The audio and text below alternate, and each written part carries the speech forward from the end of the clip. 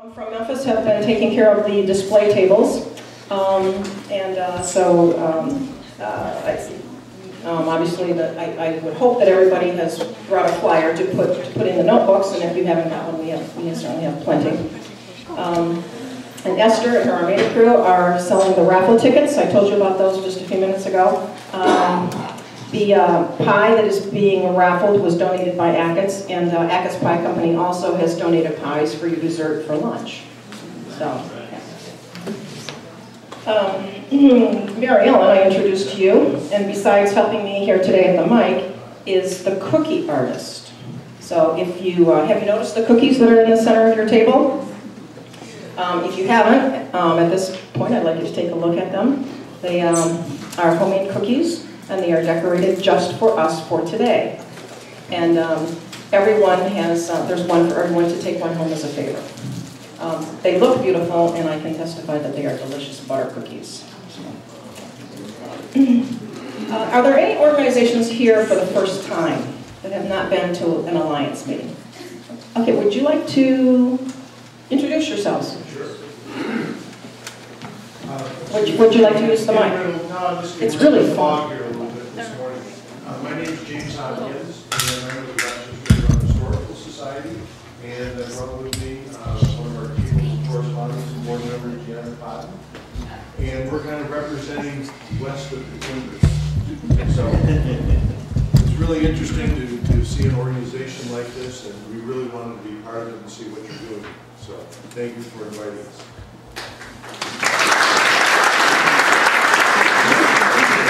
Thank you for being here. Pat Hallman, are you here? There she is. Would you like to,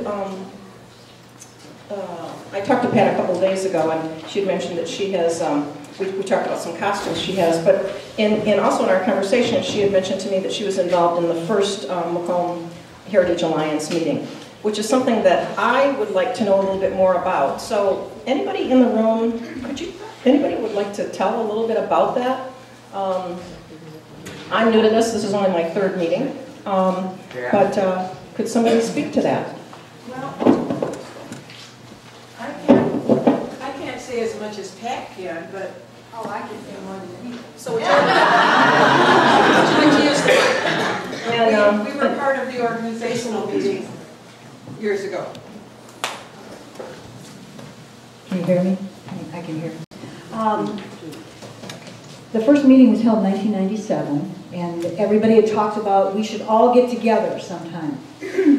And Dave Brown, actually from Roseville, talked about it, but I think because of his other commitments at the library, he never got around to doing it. And since at the time I was a member of just about every historical society around, I compiled the list of who to contact. So we had the first meeting at the Macomb, or at the Mount Clemens Library in the basement, which is, got a big capacity, and we had representatives from quite a few organizations, and we just talked about, what we were doing and the different problems we had and how we wanted to progress from there. And then each year, somebody else was in charge of putting it together.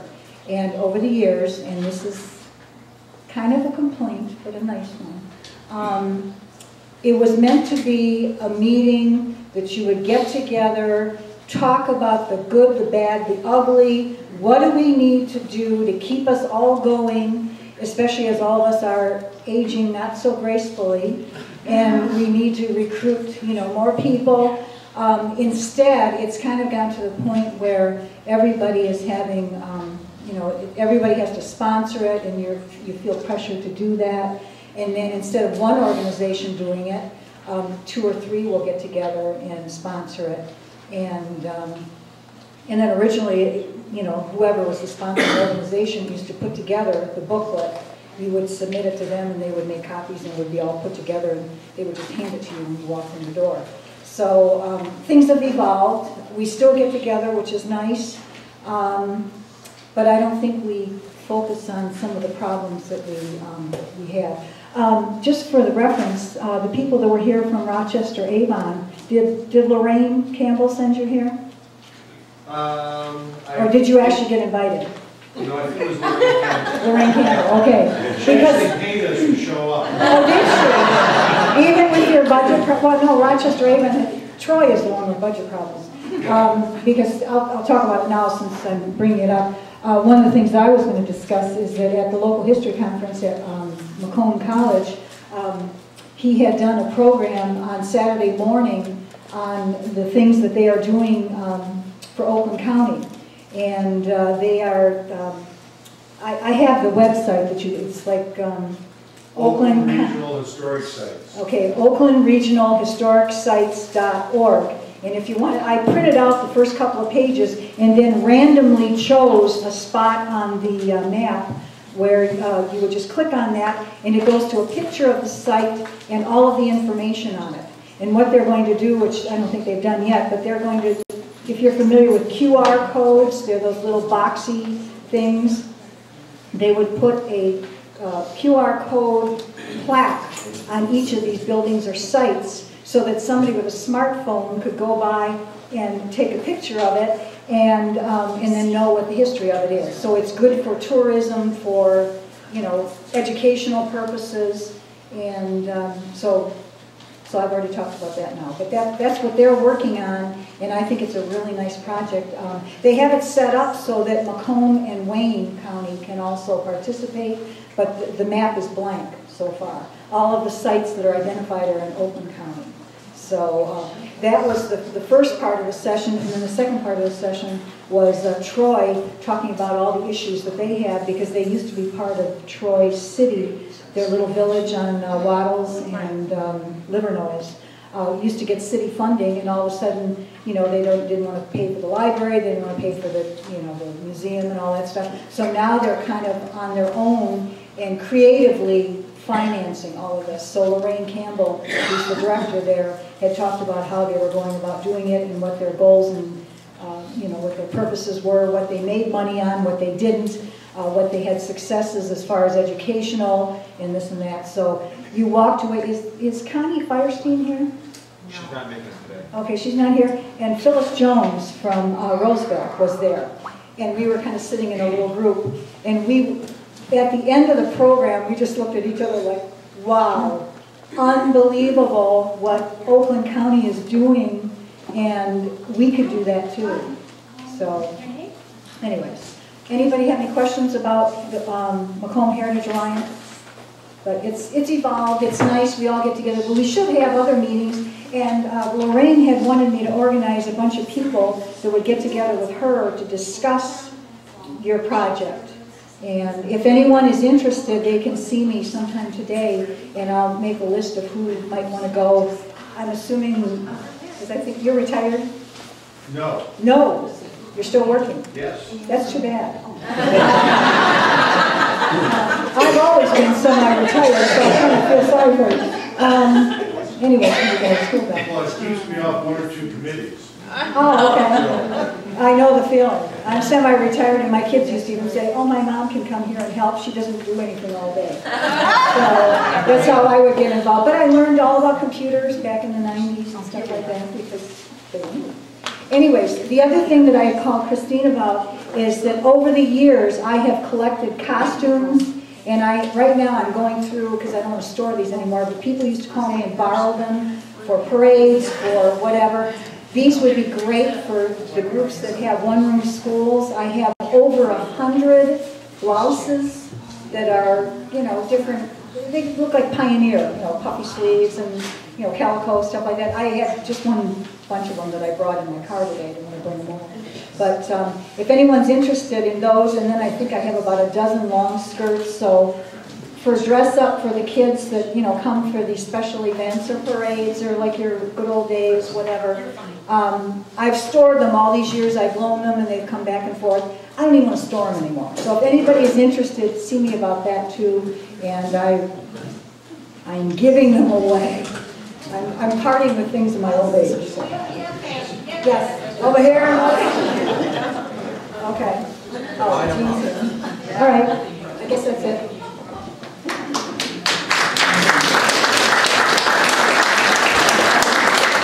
Thank you for that, and thank you for filling me in on the original purpose of the Macomb Heritage Alliance. I believe we will be discussing that a little bit further this afternoon in the business portion of the meeting on on maybe getting organized a little bit better than we are this year. So does anybody else have anything right now that you'd like to say before we begin our program? The panelists are here today, are listed, if you look on page 3, which is where our program is, on page 4 there is a description, an introduction of a little bio of everyone who's on our panel today. They will be discussing publishing your history. They all have different experiences in that area, and they will be, while they are coming forward to the panelist table, would you read their bios so you'll know a little bit about them and a little bit about what they will be talking about. So, panel members, let's get ourselves organized up here, please. Our panel is assembled. I will introduce them to you briefly. This is Lori Nye from Richmond, and this is Norm Gibson from Richmond. Next we have Alan, and next we have Sue Pixley and Sherry Allen. So their bios, as I said, are in the program, and I'm just going to turn the mic to them. They can give, the plan is that they will give you, they will speak for a few minutes on their topic, and then we'll open it up for questions and comments. Okay. So, who would like to be first? That would follow. You know what, I might give it to extension card. That's not a bad thing. There you go. Slide the whole table.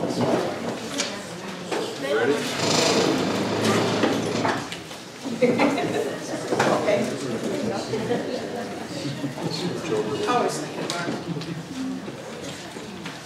Okay, I am going to talk a little bit about getting your book published. And you've got your manuscript written. Can everybody hear me okay? And you want to get it in print. You want a book. You want to have it in your hand. So, first thing that we did was we didn't know anything about this. So the first thing we did was we went to the library and got a couple of books on self-publishing and trying to get an idea about the ISBN numbers, copy editing, copyright, what it means to have it registered at the Library of Congress, and a lot of other things they throw at you. One of the best books that we found is called The Self-Publishing Manual by Dan Pointer. And he also has a website that has a lot of free information on it too. A few things we found we should start considering before you actually start looking for a publisher is who your audience is, what selling price you're shooting for, and the level of expertise you have, how much you can do yourself. When you're considering your audience, you need to consider like your selling price.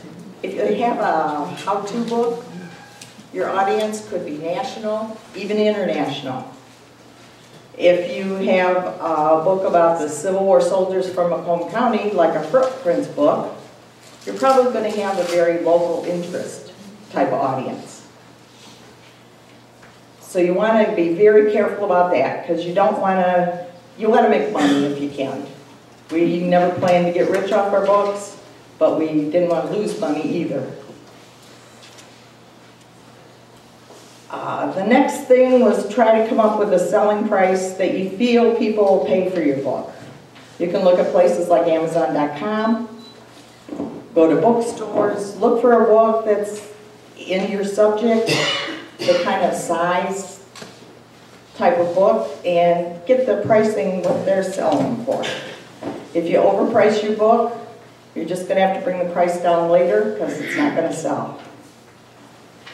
The third thing is your level of expertise. This is going to affect the cost of your book and ultimately the selling price. Level of expertise includes the cover and dust jacket design, interior design, proofreading and or editing, doing the registrations, getting ISBN numbers. All of these things you can do yourself. A few of them do involve a fee. But you can also pay to do it, to have somebody else do it. This is obviously going to raise the cost of your book. Now that You have a good idea what you're looking for, you're ready to find a company to publish or print your book. You can Google self-publishing companies, and you'll get a huge list, which was pretty overwhelming for us. Most of them offer different packages, from simply printing your book, from the files that you submit, all the way to doing everything, all the design work, editing, and registrations. There's also a wide range of pricing. One important consideration for us was to use an on-demand printer or publisher that didn't require you to buy a huge amount of books ultimately, so you ended up with boxes and boxes of books in your basement. Another feature we looked for was that they actually had a phone number you could call. A lot of times you can email a question and that'll work just fine, but sometimes you just need to talk to somebody. And I found that several times was very helpful. On our first book, The Guest of the Confederacy, The Letters and Diaries of Alonzo Keeler, we needed a lot of help, obviously. We knew we wanted to keep the price under $30. We wanted to do a hardcover if it didn't make it too pricey. And our audience was anybody who was interested in the Civil War, especially Confederate prisons.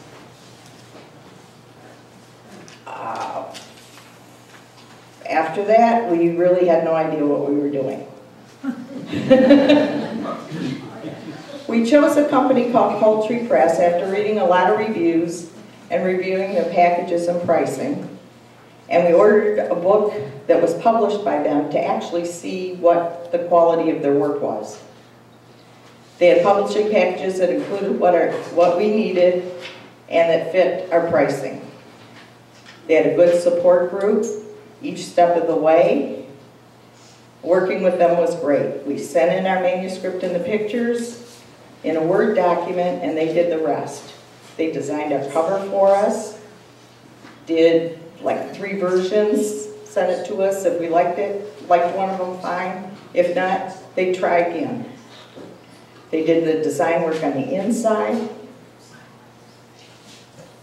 And there again, we really liked what the good old Bobby Dawson did for us. We worked with a Rachel who did copy editing for us. She couldn't edit any of the letters or diaries, obviously, but she did help us with the text that we had written. Made some good suggestions for clarification, and she was very careful not to bruise our writer's ego. Writers can be very protective of their work.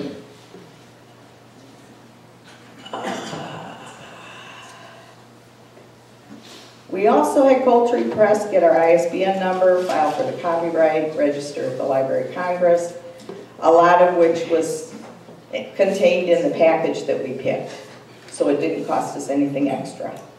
They also listed the book with Amazon.com, got us into one of the wholesalers so that bookstores could buy our book. And it turned out to be a really, really wonderful experience. Unfortunately, Poultry Press decided to change their pricing structure just before the economy tanked, and they didn't survive the recession. But they did send us a list of some publishers that are similar to them and would, I think, do things the same way they did. But we were really sad about that. When we were looking at a publisher for the Footprints book, we started looking through books that we had in our library and found a few that we liked. Most books will list on the copyright page who the publisher and the printer are, and we started looking at the ones on the internet at the ones that we liked. One of them happened to be done by a local author, so we contacted her and got her input on a company called Instant Publisher. For this book, we wanted to keep the price under $20. That's one reason we went with the soft cover, was to keep the price down, and we thought our audience would be just local. In looking at Instant Publisher's website, we found they had a package that would fit our book, They were on demand, which, again, you don't end up with 10 cartons of books in your basement. And they had email and phone support. This time we decided to do the work ourselves to keep the price down. It turned out to be a bit more work than we expected, but it did accomplish our goal. We created our manuscript in Word, uploaded it to their system using their conversion program, and checked to make sure that it was what we wanted. And as you might imagine, we did this again and again and again. We had a couple of formatting problems with the upload, and we're able to call and talk to someone so that they could work out the problems with us. We learned a whole lot about formatting and headers and footers in Word, but the next time we do this, it'll be a lot easier. Instant Publishing did get the ISBN number, which was an additional cost, but we did all of the design work, the cover, and everything. They offered to do all of those other things, but they weren't included in the package like they were with Poultry Press, so again, it would just add cost to your book. Our experience with Instant Publisher was a very good one too, and we would probably use them again. But as you can see, Instant Publisher is more just a printer, not a small publishing company like Poultry Press was. I hope this helps give you some insight into what's involved in getting your manuscript from your computer to book form. Thank you.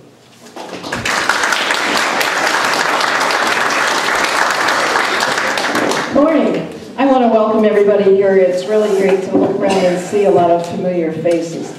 And I do have stories about Avon Township. My husband's family is one of the very first residents of Oakland County, so I get real excited about that. I did want to take just 1 minute to talk about things that we did on the Macomb County Historical Commission while it was in existence, which was about 6 years. And one of the things was mentioned today. Kathy Vosberg, who's sitting over there, who's the chair of the county commission, can also tell you Alan and I and Mr. Brown, who's over there, worked very, very diligently to set up a map of all the historical sites in Macomb County. It took us probably about 6 months to do that, but it opened up with all those different historical sites plus a map. And then Alan here was the webmaster for 4 or 5 years, moving from one site to another, and according to his bio, Alan is still doing that. So we do have the website in place that you could use for paying attention to everybody, and I've gone in there several times and seen a lot of stories that all of you have done. So I know that that's very much in existence. So to move from what's been established, I think, is the way to go, because it is there and we can work with that through the county or whatever. I'm sure Alan's going to talk more about that, right, Alan? A little bit, yes. My topic here is how to begin the publishing process. And looking around the room, I see so many people here that have so many talents, and at some time, all of you need to take that little step and get your information into a historical book. When I first started my work in East Point, I went up to the library and found that there was no book at all about my city. And from then on, I was dedicated to the fact that we were going to do it sooner or later. It took me a little bit later, but we finally did it, and we used Arcadia. So I just want to talk a little bit about what's required when you go with a group like Arcadia, just to get your proposal in. I don't think it's any different from any other group. Sherry, as you talked about it, it sounded like it was pretty much the same. Is the editor will contact you, or you will contact the editor and express some kind of an interest in developing a book about some facet of history that you would like to see printed. It's a little bit easier, maybe with a group like Arcadia, but that's going to be discussed, I'm sure. But the big selling point is your book proposal. And the book proposal is how you're going to communicate with your publisher. And you better have some ideas, very solid, before you even start the process, right? The bottom line is this proposal is intended to provide important information for the publisher's consideration. The information is going to help them understand your ability as well as your ties to the community and the scope of your book so they can understand how well they're going to do when they market this book. It's also going to help them understand the marketing potential of your book. So those things are really important issues that you have to get across in your simple, I say simple, I think the one we turned in was about 15 pages, so it's not a simple thing to do. But it's going to allow you also to set the schedule that you have to follow. You have to follow it very precisely if you want your book to be published and to come out exactly when they tell you. So you have to plan way ahead of time and think about all your pictures, all the images you have, and the quality of those images, and your layout, and all of the text that you're going to put into that book. And at the same time, when you set your deadline, it's also going to let the publishers set their production schedule. So if you mess up, they mess up. And they don't want to mess up. And they will let you know that. So this is the information that you have to provide at this time before you get accepted to do the book. And this contract that will come back based on your proposal is going to be the backbone of your contract. And that's how you have to work along the way. So these are the items that your proposal will include. And I didn't bring a page like I should, but if anybody's interested, you can contact me. I'll leave some cards here, but you can always contact Ken Girolando over there from my city, and he will give you the information, or myself. The first thing is your proposed title of the book. That sounds simple, right? But make that title as catchy as you can if you're doing something other than the usual publications that would come along. So the title should be short, succinct, and very catchy. And Sherry's got one here. Your one about the Confederate. This one is the Civil War footprints. Now, doesn't that make you want to say, what is she talking about here? But in the visit from the Confederate. Yeah, it's for the Confederacy. Now, the next thing is to provide all the information about the author. So they want your name as it's going to appear on the cover. So think twice about that. I added my maiden name. I did that just so I could sell more books, because all the royalties from the sale of art will go back to our historical society. And I grew up in the city, so I thought it might sell a couple books, and actually it has. They want all your contact information. That's kind of a usual thing, with your address, your phone number, your email, your fax. Fax is important, and place and a date of birth. And you know, we all hesitate to tell anybody how old we are, but that date of birth is important because they need that for your Library of Congress number. So don't hesitate to give them the accurate information. Then they want a resume. So they want the resume, but they want it to be short and appropriate to the publication. So you have to prove in that resume that you're an authority, that you have positions, that you have community contacts, and you know the topic that you're talking about. And the other thing is you have to show some degree of dependability. So there isn't a one person in this room that's not received an award for something.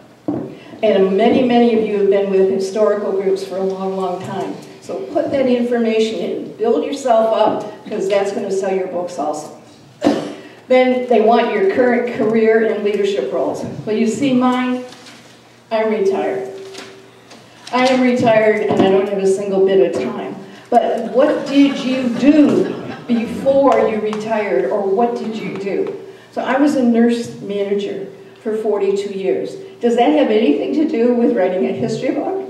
Well, I could tell you probably a lot of stories about history and nursing, but it doesn't have anything to do. So anything that you have done in your past that relate to history or whatever your topic is for your book is critical. Then you need to also put any type of writing that you've done in the past, whether it's a short article, whether it's a historical newsletter, whatever it is, because you want to demonstrate in that short, quick thing your ability to write and to attract interest to your stories. Other books? Are you writing another book? You'd be insane to do it at the same time, right?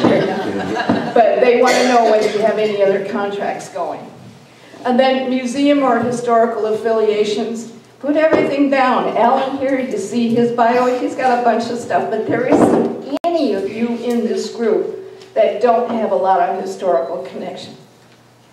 And then your community reference. And then, here comes the fun, they want all the information about your local community.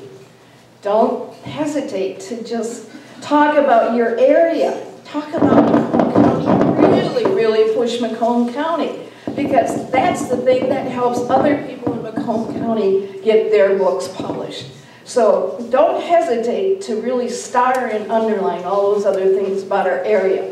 So you want to talk about the geographical area, the description of the area, the population, all the zip codes, the town names, and so forth.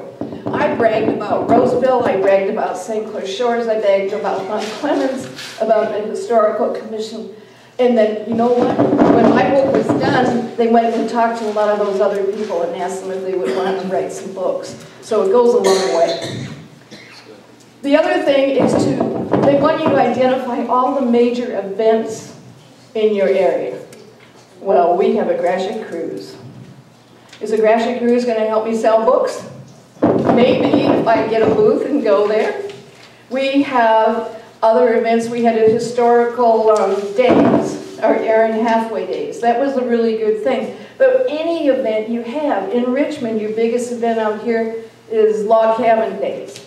That's a really big event. That's a potential for sales. What they want, what they're looking for, is a way to time their publication, the day your book comes out, with some of the major events in your community.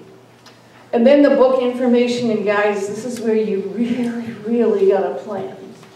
They're asking for content and images. So the content is they want you to develop a proposed outline of topics, of chapters, one by one by one. So when you think about this, put everything in there. Ask them for a sample of a book that they like. They'll give it to you or they'll make a recommendation, and search out that book. Because if that book is a bestseller, that's something else that you can imitate, at least with your outline for your content. The next one is they want to see how you're going to write.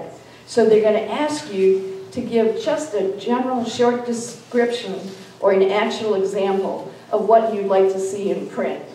So I talked about one of our old city managers that had been in place for 12 years.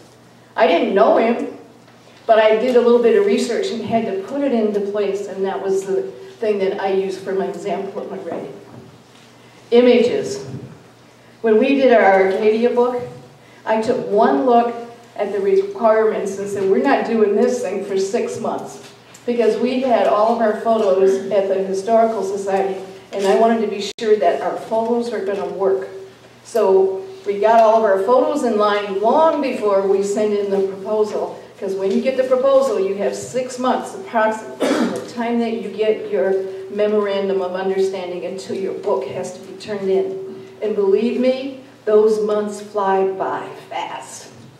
It was coming close to the deadline, and I was in the schoolhouse, and I had pictures and stuff everywhere, and I told everybody, don't come to the schoolhouse because I am out of control.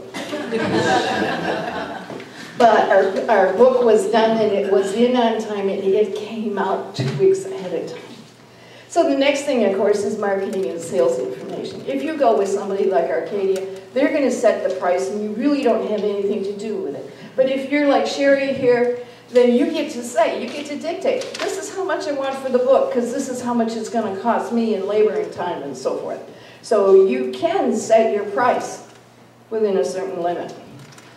But when you talk about marketing, and Alan's going to talk about that, I just want to tell you, when I did the first book and we were looking at local sales opportunities, believe me, the last place I ever thought we would sell a book is in a beauty shop.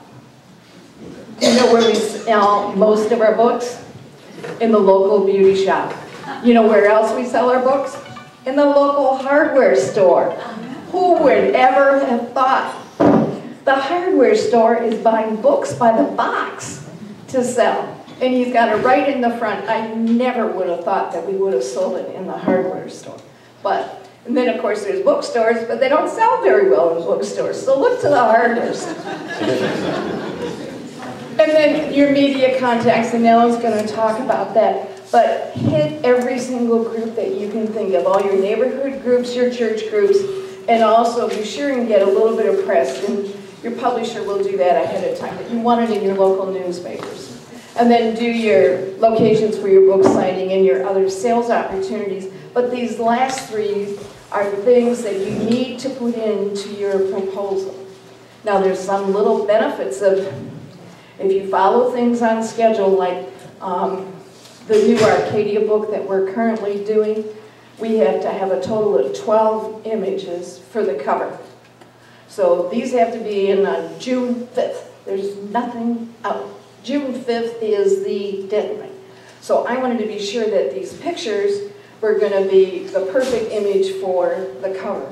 So when we sent them out ahead of time, they scanned them in and they said, yep, 12 pictures are good, 1 picture's not. So, but I know ahead of time, 3 months ahead of time, so if you have an opportunity, send your pictures in ahead of time, because as you're saying, when you're talking about scanning and formatting and layout and everything else, it can be a problem, and you don't want to get behind that schedule thing. One other thing, Arcadia just told me that if we get our book in 1 month earlier, we'll get 15 free copies. So yes. So I'm going to be at the schoolhouse and I will be out of control one more time. Thank you.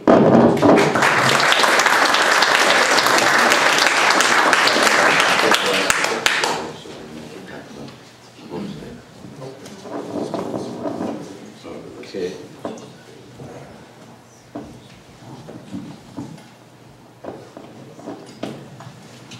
Hi, I'm Lori Nye from the Richmond Historical Society, and Norm Gibson and I put together an Arcadia book on Richmond area. It's due out May 28th, so, and as Sue said, they set the price of $21.99. And we're going to talk about selecting the images. And throughout our time, I think Norm and I initially started this project February, March of 2011. That's when we said we'd look into it, yeah. And we sent them a little proposal with a lot of the same things Sue went through for hers. And then in the images problem, we started scanning right away all these images that we collected from community members and organizations. And problem was is we didn't have guidelines from the publishers on how to scan them. So we had to then recollect all of those. We had to recollect all of those images from the family members and organizations in the community that we had already collected from and returned to, and rescan them according to those guidelines that the publisher finally sent us. We selected a time period that we wanted to cover. We wanted to go from the earliest period of Richmond, which is when the first settlers came up the Indian trails, known as Memphis Ridge or Main Street, and the Armada Ridge Trail from Armada, which was about 1835, and we wanted it to end around the 1950s. We made an extreme effort to connect with various family members, some local still in the area, and a couple of them that are no longer in this area and are out of state. I connected through Ancestry.com on some of them. And we made the image selections to tell our story from the beginning of Richmond history to the 1950s. Once we had the images, we used resources to research the information that went with them. Norm and his wife Diane did a lot of visual research, going around town, driving around locations. and finding the building and the locations for a lot of them, because a lot of the buildings in town had been moved from the original site to another. We did thorough research, reading other written histories in our area, searching newspapers, searching obituaries, searching Ancestry.com, and the census records to come up with the information to put in the captions. It was a time-consuming effort, but I thoroughly enjoyed it. That's not what you said the other month. I'm Norm Gibson. One of the things that I really enjoyed about doing this book was we scanned in the images, and then I would look very closely at the images on a computer, which is a wonderful tool because you can blow it up and look in the background. And sometimes what's in the background is more important than what's in the foreground. This one right here that we picked is probably one of the oldest photographs of the Richmond area, and it's of what's called the BB House. And there's so much, and this is the cover obviously, there's so much information in this, and this is cropped down from what the original photo was. But you can see this carriage out here on the front, and when you blow that up on a computer, it says BB House on the side of the carriage. So it's obviously a conveyance for the customers of the hotel there. When you looked at the very edge of the photo, you see another building that's attached to this, and there's a sign on it that says P-H-O-T, and that's it. It was a photography shop.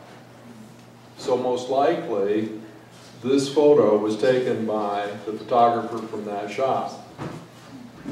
So looking into the background areas is very informative because one of the other things that happens is that you can get images that have been misidentified.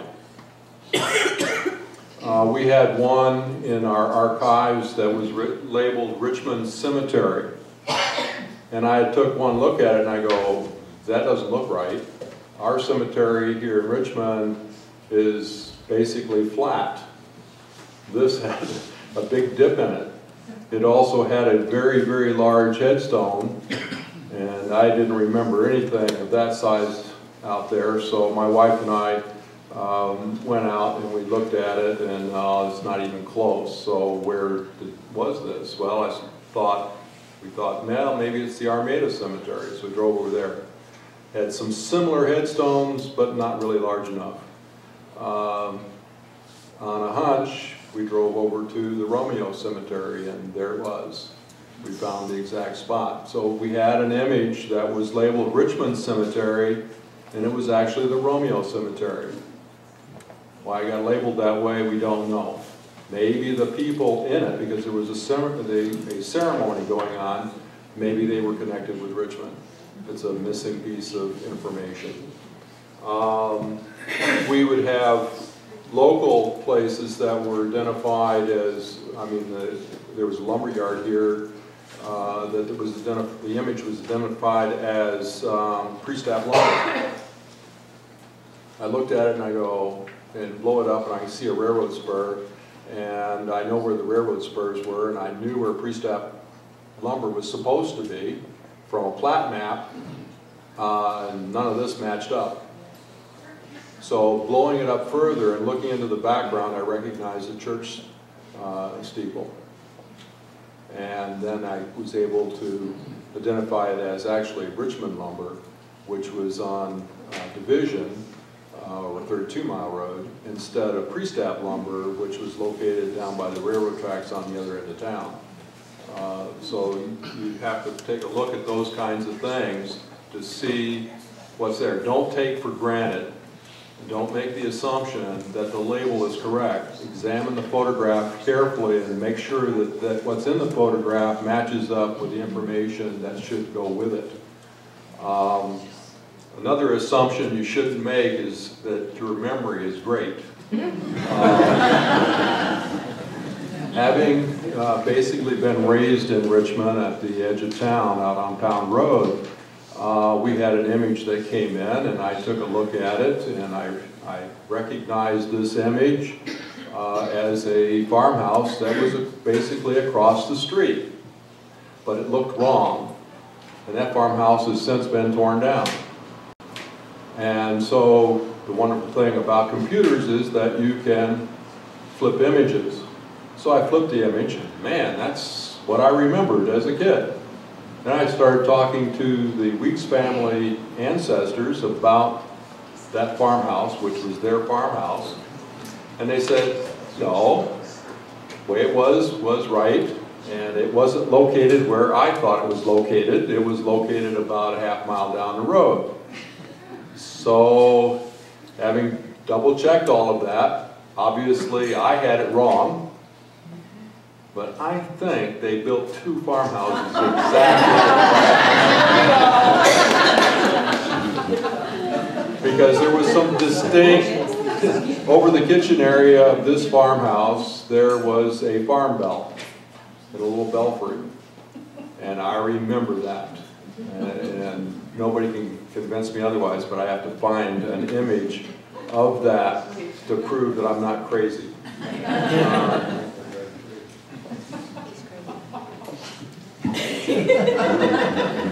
Look at plat maps. Plat maps will help you an awful lot with locations. On plat maps, you'll see locations of schoolhouses, for example, and that can be very, very helpful. Particularly if you're trying, we have one photograph of a schoolhouse, children out in front that are identified, but not really the location of the schoolhouse. It's sort of a location of the schoolhouse. By looking at the plat map and looking at what families were in that area and comparing those family names to the children, then we were able to basically locate where that schoolhouse was.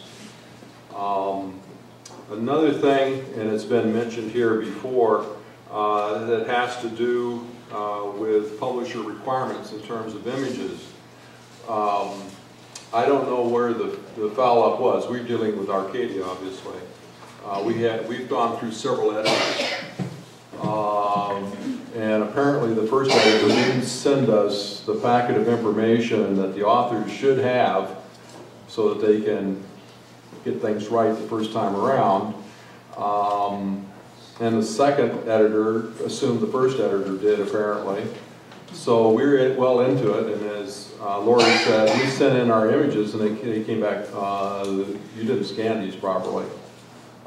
These need to be at least a 300 dpi resolution, and they need to be saved in TIFF and scanned in grayscale, which we didn't do any of those things. All our scanners were at 200 dpi, which is a lower resolution, and we saved them in JPEG. And as Lori said, we had to go back and find all those images again, which in some cases meant going back to various organizations or families and saying, can we scan those images again? And do it right. So make sure that you understand what the publisher wants in terms of the quality or resolution of the image and in how it's to be saved and so on. Another thing that we didn't understand about until we got this packet was, and submitted some material, was the how to put the wording in, the headings for the various images. So we're spending weeks laying out each page, and we did a beautiful job laying out these pages. We learned all about text wrapping and stuff like that, and we did a just great, fabulous job. And then when we started submitting some sample pages, and they said, don't do that. Just tell us what images you want on the page, you know, what order, top, bottom, and where the captions are supposed to go, we'll take care of the rest of it. Well, that would have knocked about a month off of our time because we were sitting there agonizing over, okay, this thing needs to have, oh, another thing. Arcadia says you have to have a minimum, maximum number of words for each one of the headings. Okay? Well, so we're struggling with minimum, maximum. So you're looking at, if we don't have enough words, we're going, okay, what other information can we put in here? In other cases, we have way too much information. Okay, what can we take out of this and still have to say what we want to say? And then get it so it all fits. Well, if we just stuck to the minimum maximum and said we want it on this page and it goes with this image and sent it off to them, they could have figured that out. We wouldn't have had to do all of that, and that would have saved a lot of time. So make sure you understand whatever the publisher wants in terms of those kinds of things. Arcadia also gives you a number of pages, number of images, minimum number of images, maximum number of images. And their format is, at this point in time, is 128 pages. Chapters start on, what is it, odd number pages. You can only have one image, you know, that kind of thing. So you need to understand those kinds of things. And you want to pick the very best images that you can, the highest quality images you can, but in some cases, the original image is just a poor quality image to begin with, but it's all you got. You got to tell the publisher, look, this is it. We got to have this. It may not come out the best, but it's important. And that's all, folks.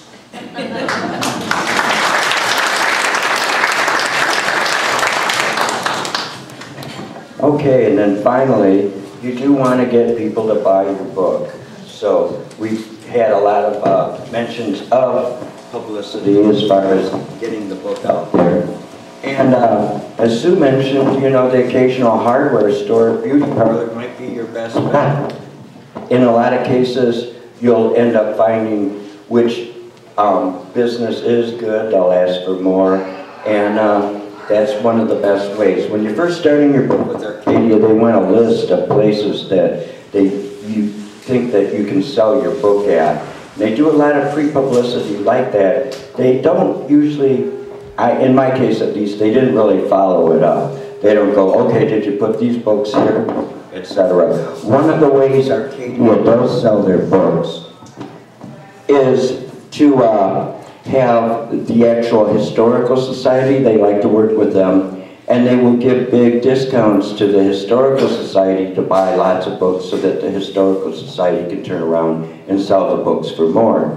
So you might be able to buy 100 books for $8 a piece, and then you'll sell them for $22 a piece, and that's where you'll make your money. However, you have to direct people to those sources that are selling the book that will give the money to the historical society. If you have an Arcadia book, it will appear in Barnes & Noble. You can get your publicity person to set you up as do a signing there, but of course all the books there will be going to Barnes & Noble.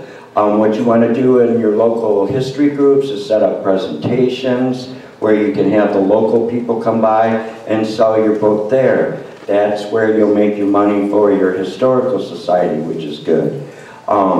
In a lot of cases, when you're planning your book, if you get photos of people with lots of people in it, those people are probably going to go and buy a book later. So you want to think of that local angle. You want to try to get as many people involved in it as possible because they'll buy books.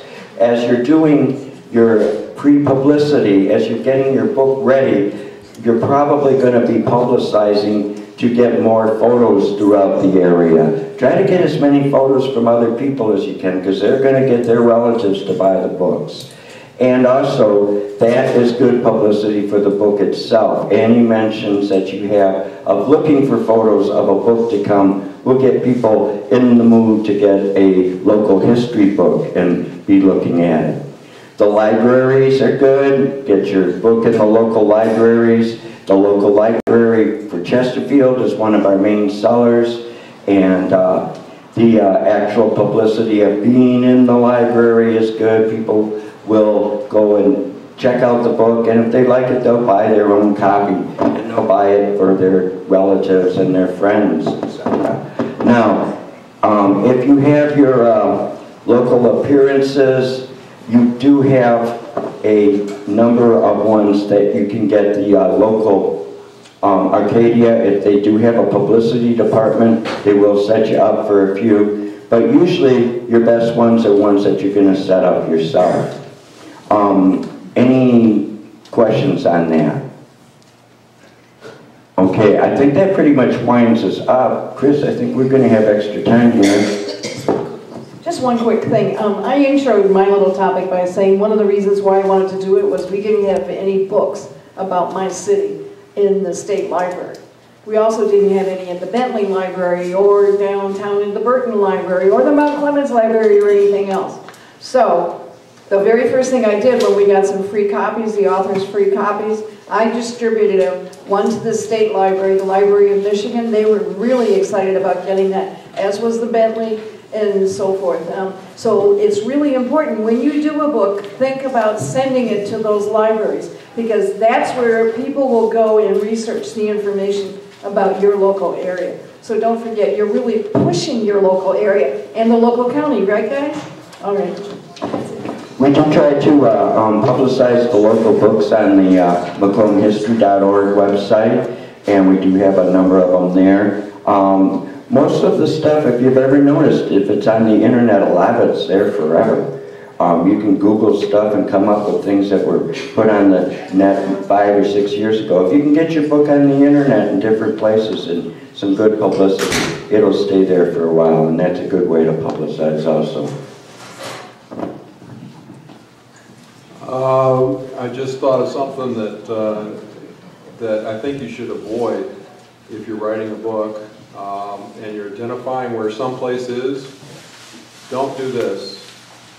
The hardware store is located where the current BP gas station is.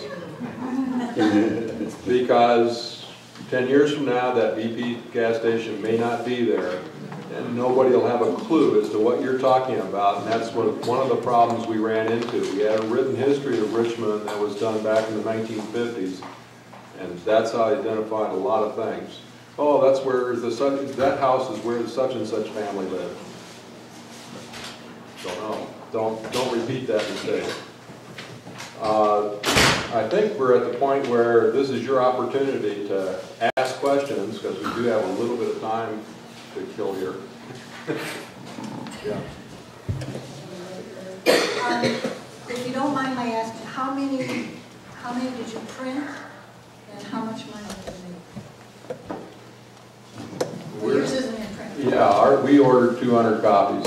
200, just for your group, or Yeah. how many are they going to make? I have no idea how many Arcadia is printing, but it's already being advertised for Barnes and Nobles and Amazon.com. So we don't know how many. We started out. Our first printing was 1,500, and it sold, I think, within 6 or 7 months. So we published it the fall of 2002, and it's still being printed. It's still all over the place on Amazon that you can get new books. So I was surprised that they would continue to print, because they thought maybe they would only print 1 or 2 printings, but gosh, we got to be in about the 6 or 7 printing.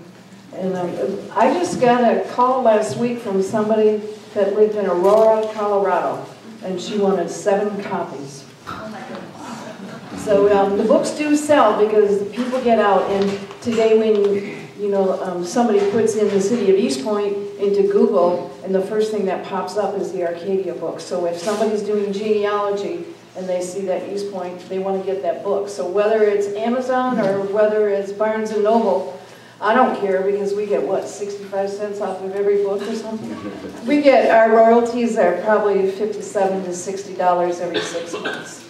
So how much total have you got? Oh, I'm not sure how much we Sherry knows where this is going.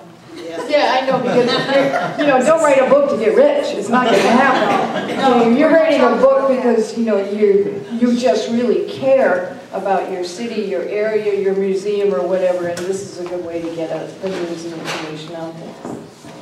One other thing as far as publicity goes, once you've written a book, it's easy to write short stories, etc. from it, since you've done the research. And you can get various local publications to print your short stories and then print a little blurb at the end that you've read in the book and where the book is available.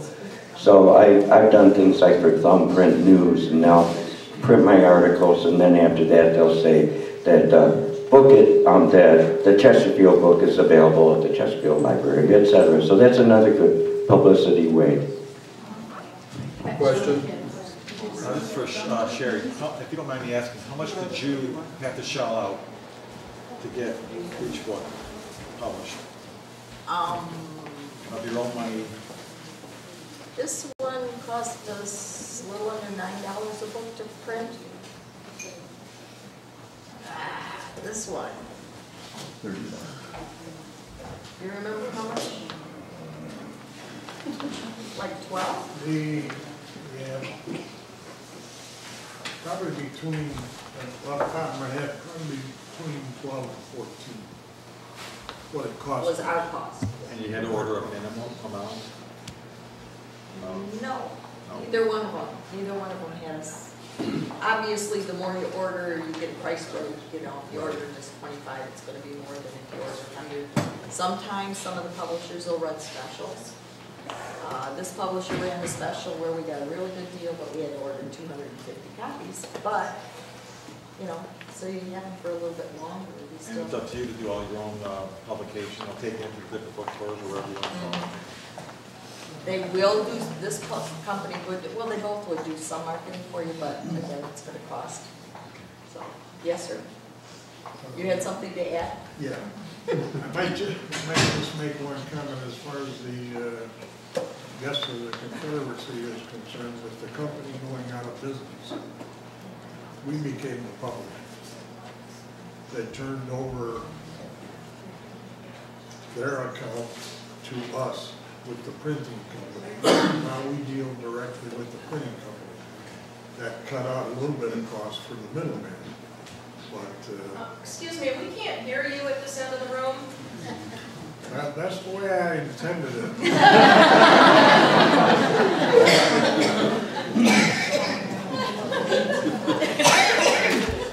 What I was saying is that the hardcover book up there, The Guest of the Confederacy, with the company that did the printing and publishing going out of business, that we became the publisher.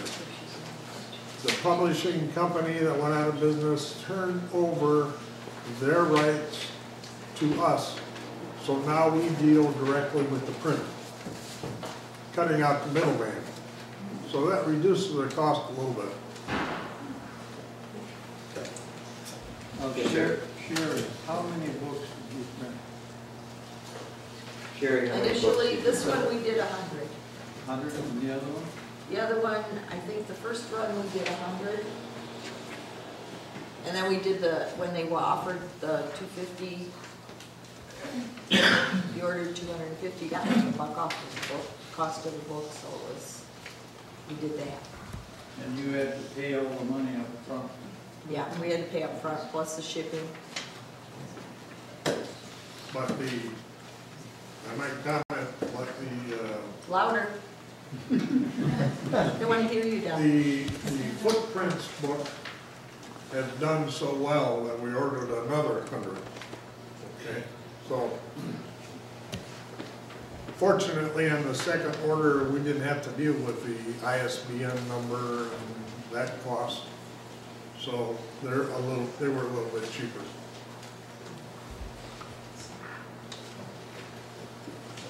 I'd like to add, I'm from the Historical Society.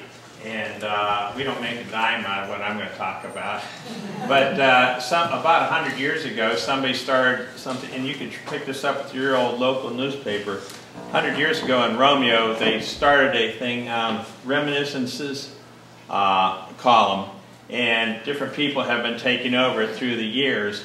And for the last 3 or 4 years, I've been writing it. And every week, I've got about 600 words that I put in the weekly newspaper, the Romeo Observer, and I have a sneaky goal, really, because I'm a historian, and I'm supposed to be telling about what happened 10 years ago, 100 years ago, 50 years ago, and I do all those. I do 100, 50, 40, 30, 20, and 10.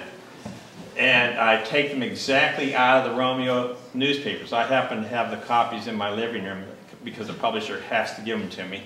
And so I go through them, and I extract things there. Now, I could do just silly things, but my goal is really to teach the community history. And so I go through there like they just installed electricity in our town 100 years ago. And so I talk about that. I pull the things out there so that people, that historians, can really go in there and say, oh, that's what was really happening 100 years ago in Romeo.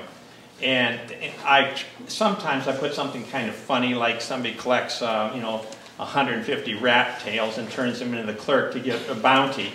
But it also tells the story, what was going on in town like that. It's something that's free. All you have to do is get access to the local newspaper archives and submit and get permission and extract the information and put them in and submit it once a week to your local newspaper. And basically I'm helping them to sell their newspapers, but I'm also preserving the history, because in the term that I've done this, I've got 100,000 words documented, and now in our museum we can go and we can search that document. So if we want to find something about the Proctor family, type it in on the computer, we pull everything out that I wrote over the past few years about the Proctor family, so it's helping us too. It's all free, and it sells their papers, and I know people read it because I've got somebody in Pennsylvania that reads it all the time. I got somebody in Arizona that reads it all the time. It's kind of weird, but I don't know why, so it's a free thing, and it's another way of publishing, and you're documenting this, so you save all your text, and I'm going to turn it into a booklet with what happened 100 years ago. Like if I talk about the horse racing track that we had, I've got the ads. I also photographed all the ads that went with it, so I'm going to correlate the two together so we can sell it for the Historical Society. I kind of have permission already. I'm just too lazy to get around to it. But the booklet's all done because you do it one time, it's all digitized, and you don't have to redo it. So it's free, and you don't have to go through a lot of stuff, but you're recording your town history. Yeah, I think that's I really appreciate your input. Our panel, our discussion is on publishing history, or just getting your history, your town's history, and your family history out there. Originally, I planned to have one other panelist who was unable to come today, but she was going to talk about publishing your genealogy, publishing your family history just for your own family. Is there anybody in here that has done that, or that can speak to that, or who can speak about other ways of just getting history out there, whether it be town or family? And if you could use the mic, it makes it, I think, does everybody agree the mic is a lot better to hear with? So if you could, that would be great. We did that. We published.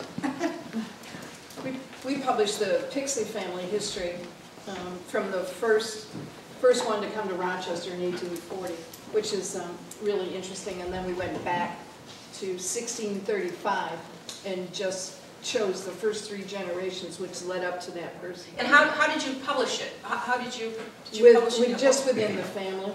And so you did it. And I'm sure a lot of people have done that, but it ended up on the internet, and a lot of people are asking for multiple copies. So, I think we charge them $5. So to print it, actually, you go to Staples or Office Max to have it printed. Okay. Yes, I'd just like to say I think that the biggest coup of all that has happened was the book on Utica. Pat Hallman was telling me they've got a lot of money. Pat, tell us how you paid for the book before it was even published. Do you mind? Because I wasn't asked to be on the panel, but I brought my book. By all means. This time, lunch will be ready at 11:30. So we have 35 minutes, and this is our time for networking and exchanging ideas. So feel free to do that, please. Did you want to sit down? Sit down.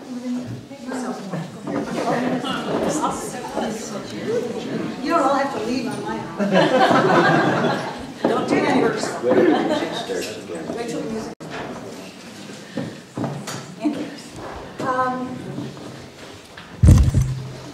Okay. Two of the goals for the Utica Heritage Association, which you have to understand now, we are a committee of 6 people. I won't have to talk at the end because you can hear everything. So we have the mayor of Utica, we have myself, Gloria Ullman, who was the co-writer of this book. Naomi Giving had passed away. And then we have a guy that's the head of the Historical Commission in town, a retired fireman, and Joe Burgess, who is a retired teacher and now works at the Nature Center. Anyways, this is our book. I'm getting confused. Gloria was a teacher at Utica High School. She taught yearbook, journalism. She did the yearbook and the student newspaper, I guess. Anyways, but it's a hardcover book, has end sheets. I learned all this terminology, I'm so smart now. Anyways, but you know, there's like pictures at the beginning and the end. I don't know if you can all see that, but anyway, so this started off as a 100-page manuscript that was typed in a dot matrix back in the 70s or 80s or 90s by Naomi and a friend of hers. And so it was expanded from that to a 86-page book. And it just all fell in to, you know, so we started the book. We had $1,000 in the bank when we started. We had, you know, that's nothing. Okay, so then somebody said, well, we're going to have this really great book, and we're going to go around. So the guys went door to door to all the businesses in town, and we got sponsors for the book. And you could give $50, $100, whatever, and we had like different amounts that, you know, that you could give and designations. Anyway, so here's our sponsors in the back. And so we collected enough money. We were going to print only 1,000 copies. And as a group of 6, I'm the president, I'm the treasurer, and most of the time I'm even the secretary because she didn't show up. But anyways, I said, hey, we have enough money to print 1,500 copies. So I says, why don't we do that? Because we collected so much money from all these businesses, let's do 1,500 copies. So we did. So technically, every book we sold was a profit. We pre-published them at $25, and then after the pre-publication, they sold for $30, and we charged tax because, you know, the state heard about it and they wanted their cut. Anyways, and Gloria being the yearbook teacher, the book is sewn, not glued, hardcover, 100-pound paper. So she said this is going to be a reference book that people are going to be turning pages and they want it to be thick paper. So we didn't skimp on anything. And then and I also do the publicity, which I do it for the genealogy group, I do it for Washington, and I do it for the Utica Heritage. And I was taught by Matt Schulte from the Octagon course years ago, who was a communications. I'm like the great imposter. I watch somebody, and it's like, I can do that. I'm not a college graduate, I'm a housewife, whatever that is. And so I do all the publicity. I didn't have to pay anybody to do that. Gloria did all the other stuff. We had a Sands number, but we never sold it at a store. We sold it all ourselves at the Ace Hardware, at Utica Florist, at City Hall, and at Steve's Cafe, which is our local little restaurant. And so we had, we ordered 1,500 books, and they said that you could have a cost or an overrun or underrun. We actually got 1,620 books. We've entered about 20 of them in different competitions, but we didn't win any prizes. We did the Historical Society of Michigan, the Michigan Notary Books or whatever. Anyways, but what they told us, we published through Friesens, which is a company that does yearbooks and stuff, which she was familiar with, and they had the type of publishing that we wanted. And so their offices are located in North Dakota, but they actually do the printing in Canada. So we had to say in the book that it was printed in Canada. So any kind of Michigan competition that you send it to, they're going to say, we don't want your book because it wasn't printed in Michigan. So if you want to win a prize, make sure you don't use Friesens, but they do excellent printing. Also, when I advertised that the book was almost ready, it was going to go to the publisher, some woman contacted us. She says, I'm an indexer. She says, I'm trying to get, a resume built up. She says, I'll index your book. It's like, okay. So she indexed it. She says, this is the worst thing I've ever done in my life. It's multiple pages of indexes, but that's what you need. And then Naomi, with her stuff, there was no bibliography, and we were using whatever was at the Utica Library, which was centennial books for the Masons, for the Lions Club, all of that stuff. And anyway, so it was all compiled. We do not have a bibliography or sources, which they complained about that too. But the bottom line, we had 1,620 books. If anyone has talked about getting a book, as of Monday, there are 7 left. They'll probably be sold out within the next week or so. And so if you want one, let me know. There's 7 left. And what else? Oh, the bottom line. You know how much money we made? Is this going to be, what channels is this going to be on? Don't come to Utica, and I have the checkbook at home because I'm the treasurer. We have made over $40,000 on this book.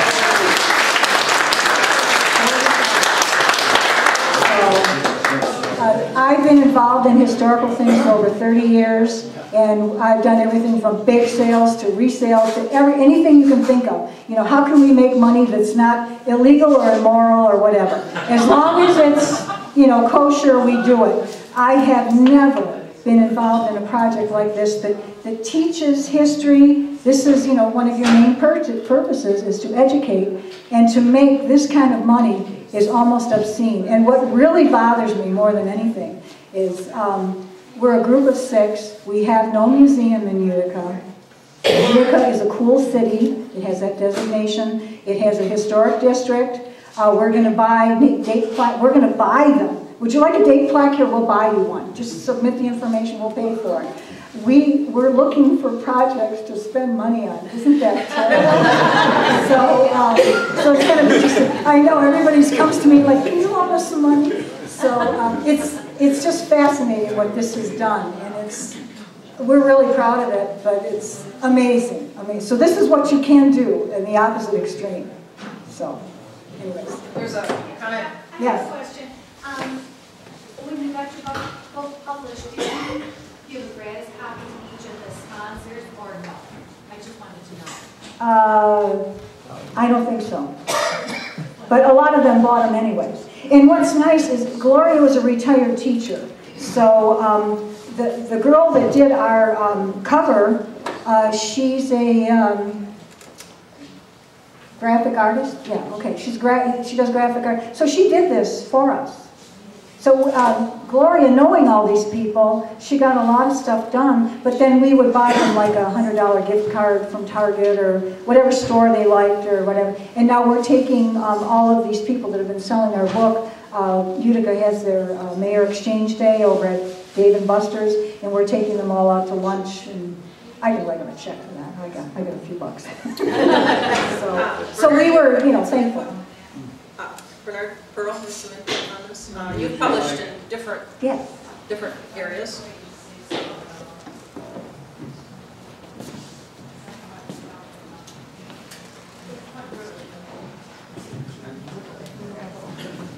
I'm going to sit down too.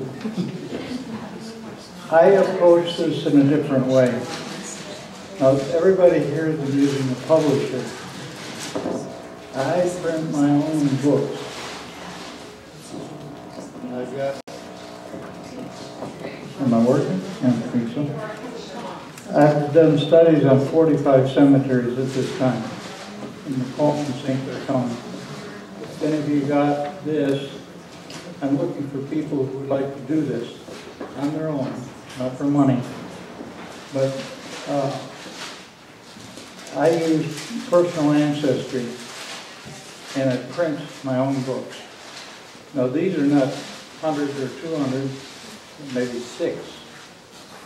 I just print them for local libraries, historical groups and that. But it's a different way of doing this than getting the publishing. And I spend a lot of money printing them, with home and all that. And it's a lot cheaper if you get a lot of books, but I don't sell a lot of books. I have to sell them to just pay for the material and toner. But it's just a different way to do it. This one's the Clark Cemetery.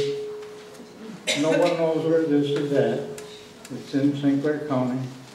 You can't find it. And why it's so thick is there's 50 people there. And I scan in all the records to those people. So then you get pictures sometimes, stories. I'm doing the ADAIR right now. And there's so many things. I probably got the best history that you can ask because I scanned all these records in. And that's basically it. I wanted to bring it out, and I can do family trees.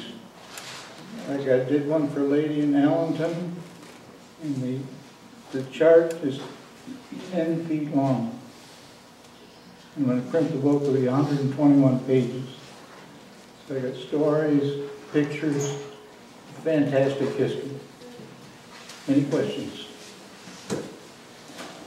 People come in our research library all the time and use Bernie's books. We appreciate having them. Now, Armada gets some, Richmond's got some of my books.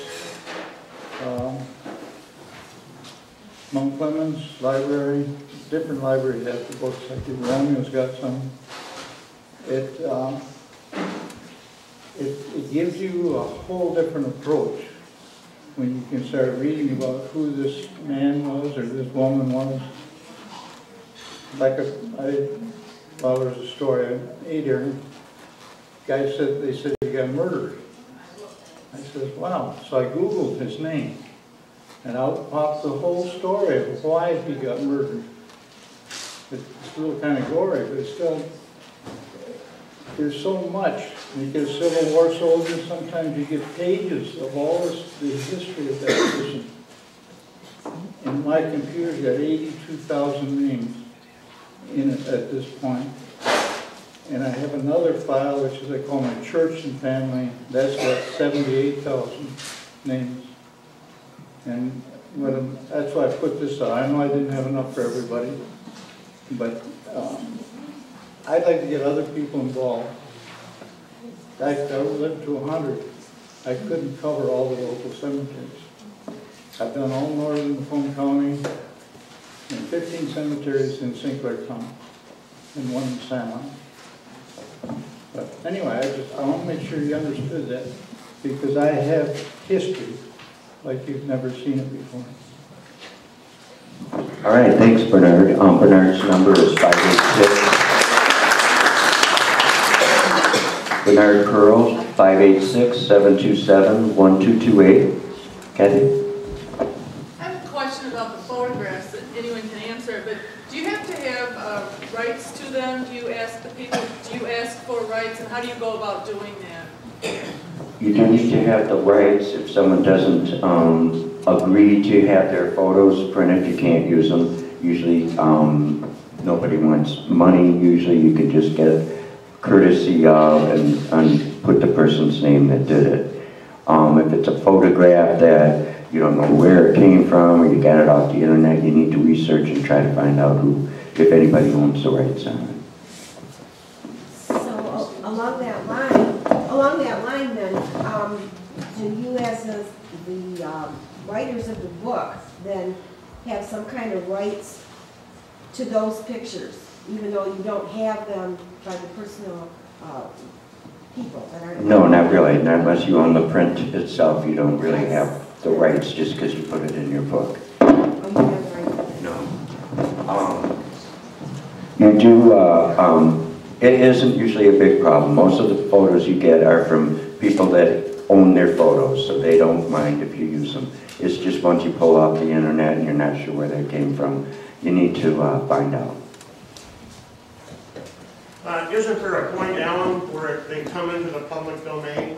I don't know the answer to when that happens, but are you aware of that? Yes, there is a point where they do become public domain, where the rights have expired and no one owns the rights. Usually it used to be 70 years after the death of the owner or the author. Now with the Millennium Digital Act that passed in 2000, and I think was revised a little bit in 2003, it's good to go over that real quick if you have photos. If you're not sure, it usually will tell you where you stand as far as the rights go on photos. Is anybody else here?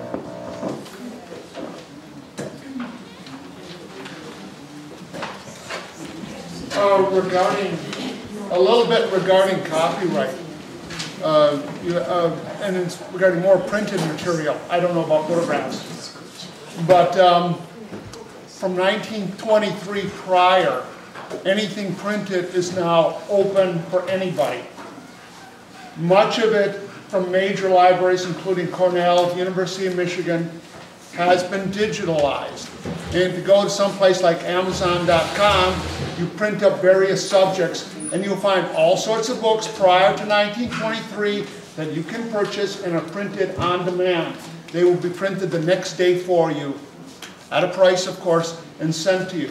And they are a fantastic resource. And I've gotten a whole number of books on streetcars and railways and all this that are absolutely fantastic. There's a number of them that are from Detroit. And there could be some from Macomb County, who knows where. But they're from all over the world. Until you go in and you get on something like Amazon.com and you print up a subject, you'll be amazed at what comes up. The only problem is there's very little description except for the title of the book. So you really don't know what you're getting into at times. But there's some absolutely fantastic resources out there. And there are things that, unless you went to a major library, you would never see in your life. Unless you put out a lot of money and you were able to get a rare copy of this book, you would never have access to it. And that's something, I've been pushing for the past 2 years since I discovered this. And it's absolutely great. I wanted to address something else. We can make a slight correction to somebody's photograph that was printed in an Arcadia book. Being a streetcar person, trolleys, something I'm a little familiar with. In the Warren book, is somebody from the Warren? I know Warren's here somewhere. Hey, Warren, I'm from the south end of Warren. There was an often reproduced photograph that's been available all over the place in fairs and in art fairs and things. I have a copy of it. And it's a little four-wheel trolley, open streetcar, and it says Warren on the side of it. And there's a little thing in the front, and it says MCRR Depot. Oh, Michigan Central Railroad Deep Station. Warren. Except, of course, it's not quite what most people think.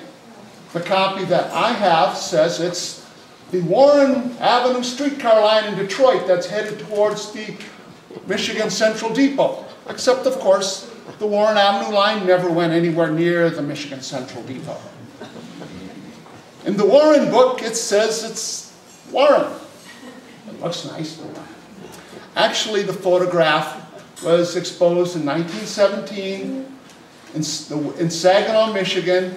I believe it's West Saginaw Street, west of the Saginaw River, just west of a street called Charles. From there, it goes east. It passes a very small Michigan Central Railroad depot, crosses over the river, and the line ends on that street at downtown at a cross street whose name is Warren. which is why the street it's Bill Henning and Jack Schramm told me years ago that you had to be very careful about captions and things in the back of photographs, and people will put things on there, and that's not what it is.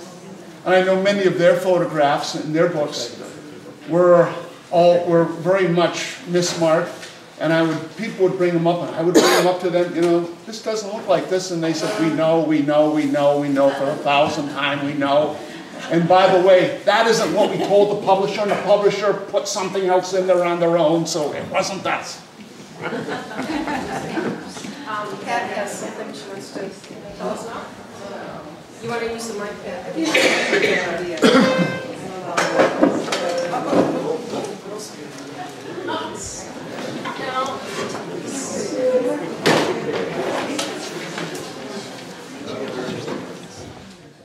Our person, Ken Schramm, is not able to be here, apparently.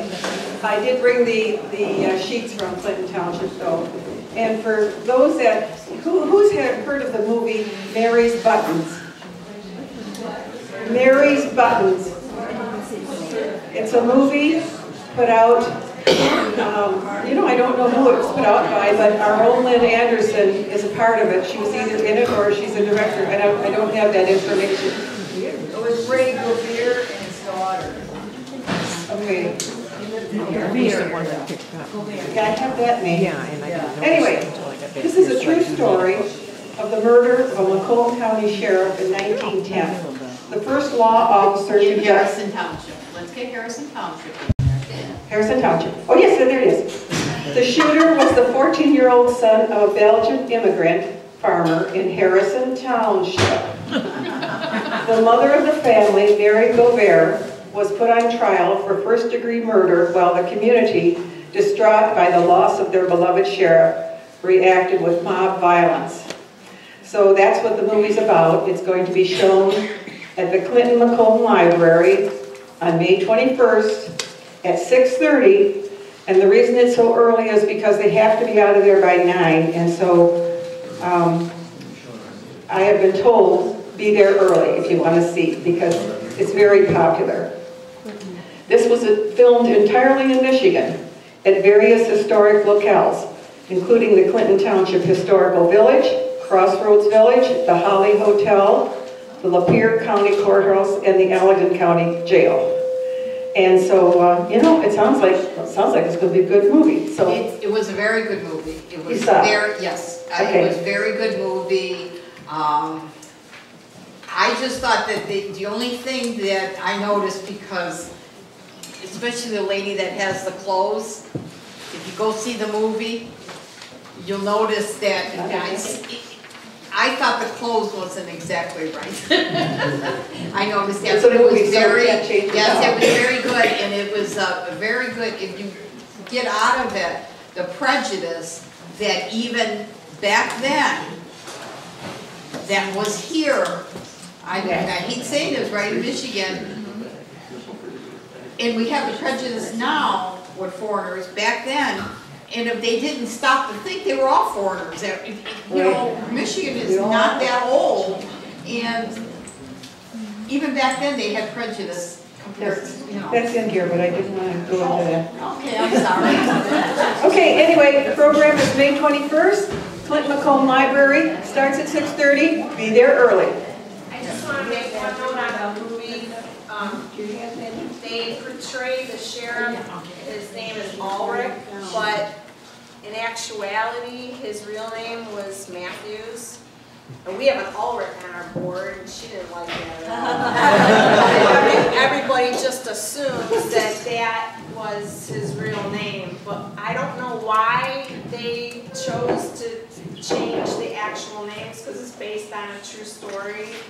I don't know why they chose it, and I personally think they should have added something at the end of the film or the beginning of the film to say who these people actually were. I don't know why. So when you go see the movie, don't assume it was an older sheriff. It's not.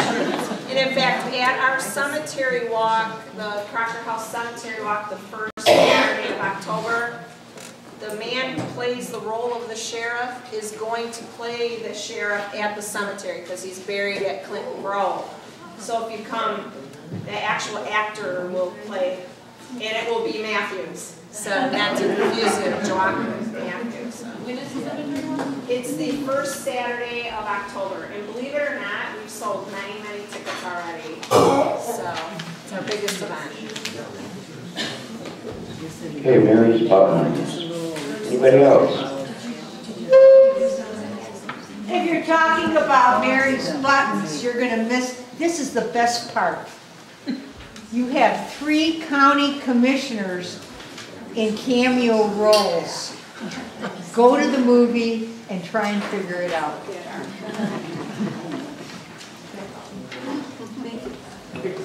Okay. Any other quick announcements? We're going to have lunch here shortly.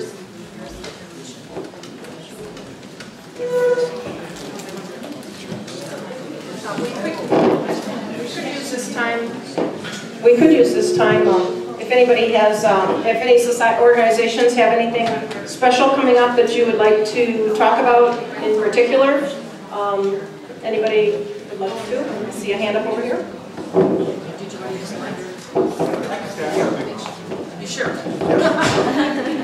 Hi, I'm Ken Girlando. I'm with the East Detroit Historical Society, but right now I'd like to talk about something I'm doing on my own with a friend. We call it the Victorian Home Front. And what we do is we come to your organization and we do a presentation about life as it was during the Civil War era, right around the mid-19th century. We come in period clothing, we bring some accessories, and we try to bring history to life. We try to show you what it was like at the time. We talk about, well, we try to give a full description of the clothing of both men and women. I have a partner that helps me. Her name is Kristen Morozek. And we talked a little bit about manners and politics and etiquette, occupations, just what it was like at the time. We try to bring it to life. We do it in a first person / third person, I'll call it second person. So we kind of do a little bit of both, and we get some audience participation. We've done some with the Questers and Grosse Pointe already. We're doing the Crocker House Museum October 23rd. And so if you're interested, I do have a flyer over here. I put it over by the Crocker House's name tag over here. So if you have any questions, my name and number is at the bottom. And be happy to serve you. Thank you.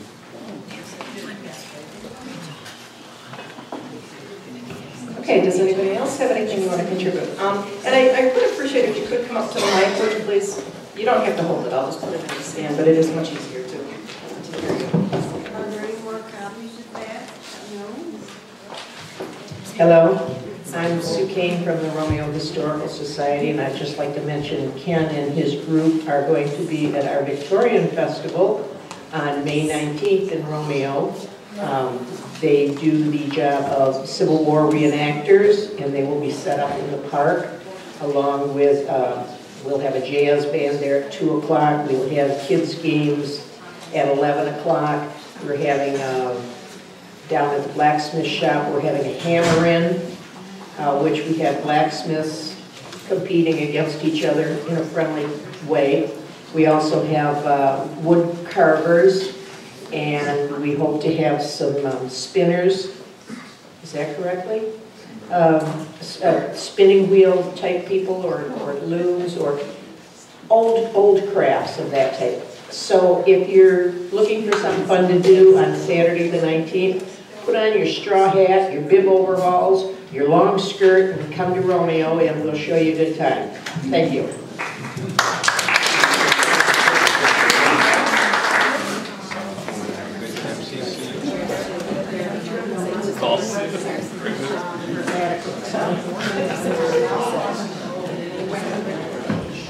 Hopefully it won't lean over too far to get into the mic.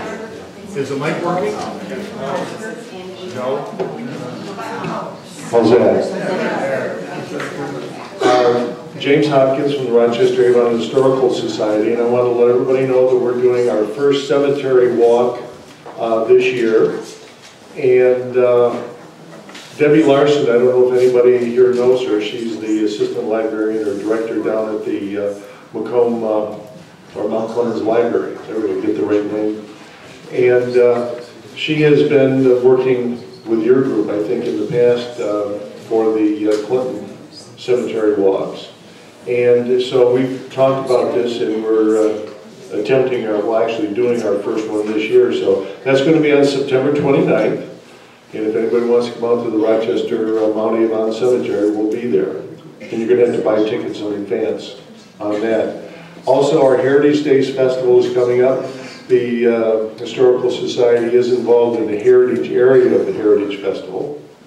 That's in the downtown park, right behind the police station and municipal building. That's over the Memorial Day weekend, Saturday and Sunday. In our heritage area, we do have some very nice crafters down there, and we've got various historical societies that have got their booths set up. And we will have various reenactors, Civil War and the War of 1812. So hopefully everybody can come out there. Thank you.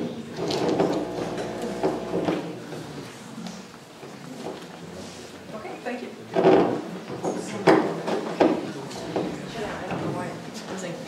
Gary, would you like to come up to the mic?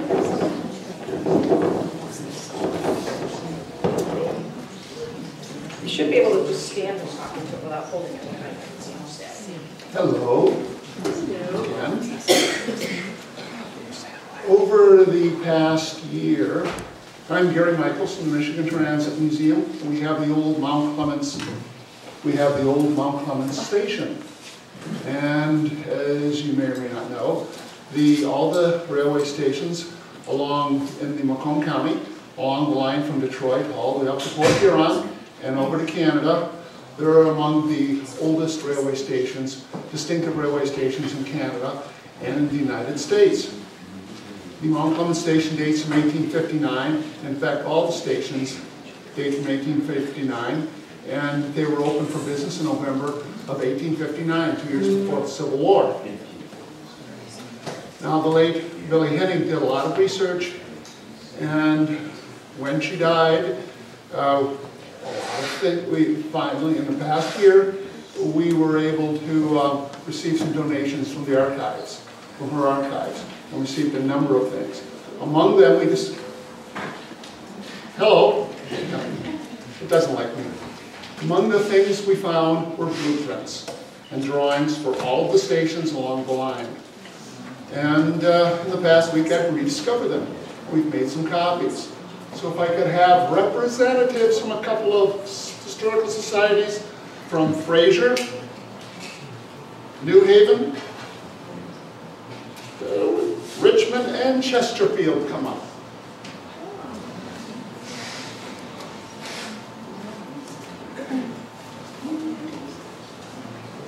This is really exciting. This is Richmond. Oh, Chesterfield, yes. And somebody from New Haven.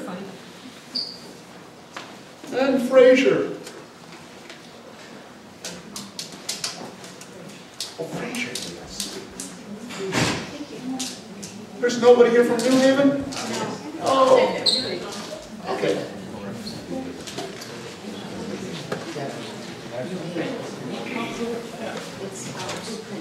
These are multiple blueprints from the stations.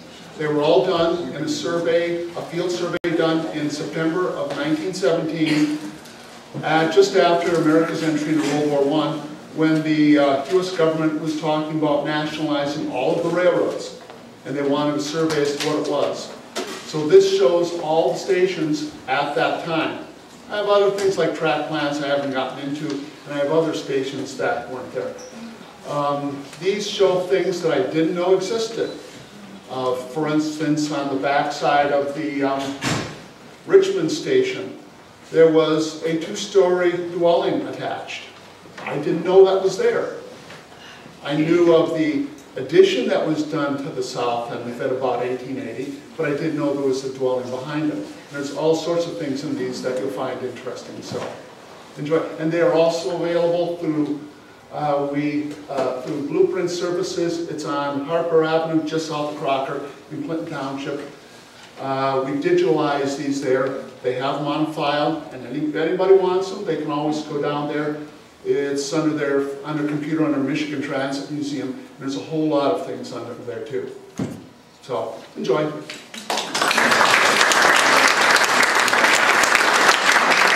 Thank you very much. What a treasure and what a nice contribution to our collection. A couple more people, and we'll have an opportunity to be at the mic a little bit later this afternoon as well. So we'll have lunch soon. Thank you. Sue Kemper from Warren. Just a quick reminder, you should all be getting our newsletter. If you're not, I'd like to know that. But we included in there that June the 9th we're going to be doing an appraisal fair, $5 an item for the appraisal. We'll be doing it at Warren Community Center. Starts at 10 o'clock, and you're more than welcome to come. And maybe after the break, Martha can talk a little bit about our attempt to get the Abundant School on the National Archives, or not National Archives, the National Historic designation. Thank you. Are you ready for lunch? Yes. Okay. Here, she's right up here. Just wanted to connect the two of you. Okay. I'm going to turn the mic to Mary Ellen, and she will ask a blessing before we have lunch and give you a little directions for lunch.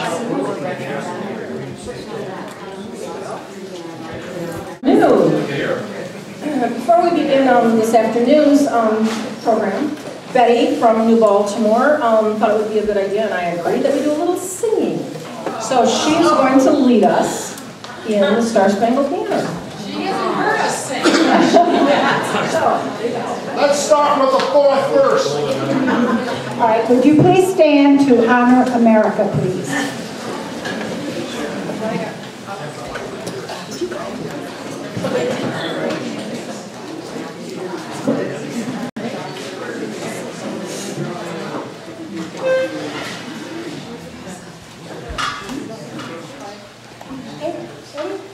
Oh, say, can you see by the dawn's early light what so proudly we hailed as the twilight's last gleaming, whose broad stripes and bright stars through the perilous night o'er the we watched were so gallantly streaming, and the rockets' red glare, the bombs bursting in air, gave proof through the night that our flag was still there. Oh, say that Star-Spangled Banner yet wave o'er the land of the free and the home of the brave. Let's play ball. About the videotaping that's going on. So Anita, would you like to come and tell us what that's all about?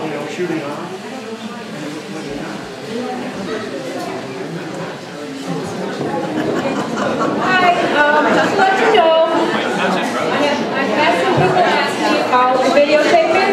I am Memphis Cable Commissioner as well as... Attention, everyone! That's fine. All right. As well as being Historical Society President for Memphis, I'm also the Memphis Cable Commissioner, and I tape programs, or I have people taping for me for Channel 6, the local area, which is Armada, Memphis, Richmond Township, Lettuce Township, and Casco and St. Clair.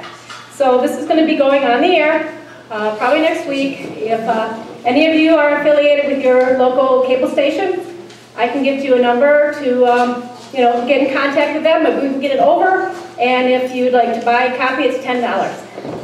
through channel 6, so I'll have to get you the number.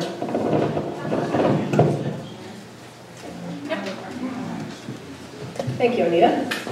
And now it's time for our afternoon speaker, and that is Jim Hopkins. He is from Rochester Avon Historical Society, and he will talk to us about Oakland regional, and that's where Macomb County comes in, historic sites.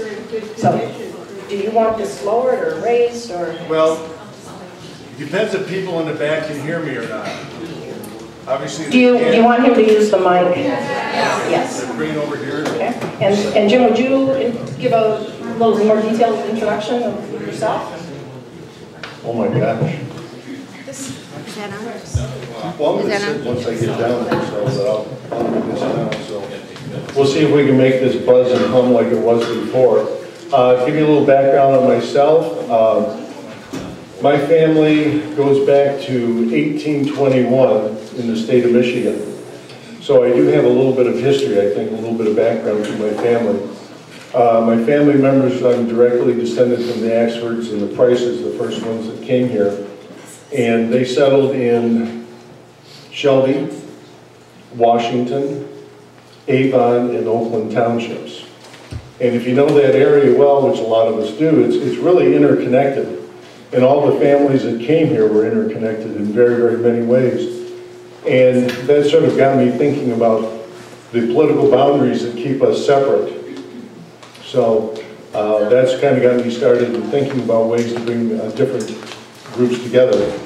But as I said before, I'm still employed and not totally retired yet, but I do a little bit of financial planning, so that gives me enough time to get out of the office and do research and do various things. I'm on the board of directors for the Rochester Avon Historical Society. And one of those things, if you're on the Historical Society, you know that if you either volunteer or don't volunteer, you wind up being, how should we say, volunteered. But right now, it's possible that I might become the next president of the Rochester Avon Historical Society in June. So it'll give me a little extra stuff to do to keep me busy. But getting back to the website, as we will go through this, I'm going to talk about two different aspects of it. One, what the website is, and what the history behind it was, and how it relates to historical history, historical research, and historical preservation. And that's one of the things that we are all really, truly interested in, is getting some historical preservation in our communities, because once it's lost, it's gone. And once it's gone, we never get it back. So in part of my presentation today, we'll show you how the website can help protect things and shows you what happens when things aren't protected. Let's see. Anything else I need to add as far as personal stuff? I think that sounds good. Okay. I'm over 6'2", so. But what I'm going to do, I'm going to lower this down, and for the people that I put my back to, I'd like to apologize. So I won't be able to see any hands. And if anybody wants to stop me and ask questions as we go along, that's great. I did bring a few things. I got my business cards up here. We have a flyer. There's only a few of them for people who are really interested in kind of finding out what the QR codes are about. I've got 3 or 4 examples of the QR codes that we're presenting to the in Rochester to the businesses. Those are not for taking home. Those are just to look at so you can just get an idea of what we're doing in Rochester. So bear with me a minute while I lower this down.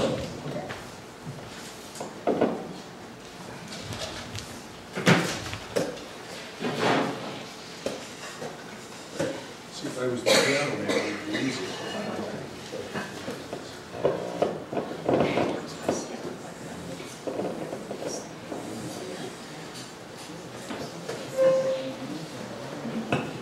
I was just saying, if I was the piano man, this would probably be very easy. So I'm going to try and put this over here and talk and look at the same time. But the name of the website is Oakland Regional Historic Sites. And the reason we did it regional is just from that thing that I said before about my interest in my family coming to Michigan and settling in a 4-township area. and how now those areas are really separated in many respects. And one of the things that I was really interested in is seeing how this Macomb County Heritage Alliance works and how they operate. I think this is a wonderful thing that you have done and created here. And I'd like to see more of that. I'd like to see some cross-border organizations also to kind of bring the histories that we have together rather than being a bunch of histories all being separate. What I'm going to do is I'm going to show you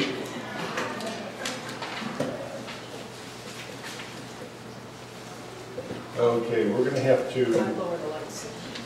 Lower the lights. We're going to have to focus that in a little bit. Do you have a focuser?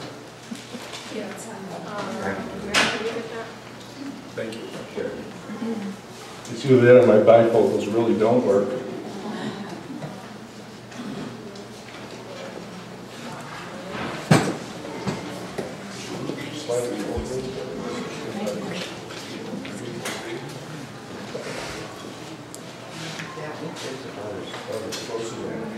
Yeah. All right.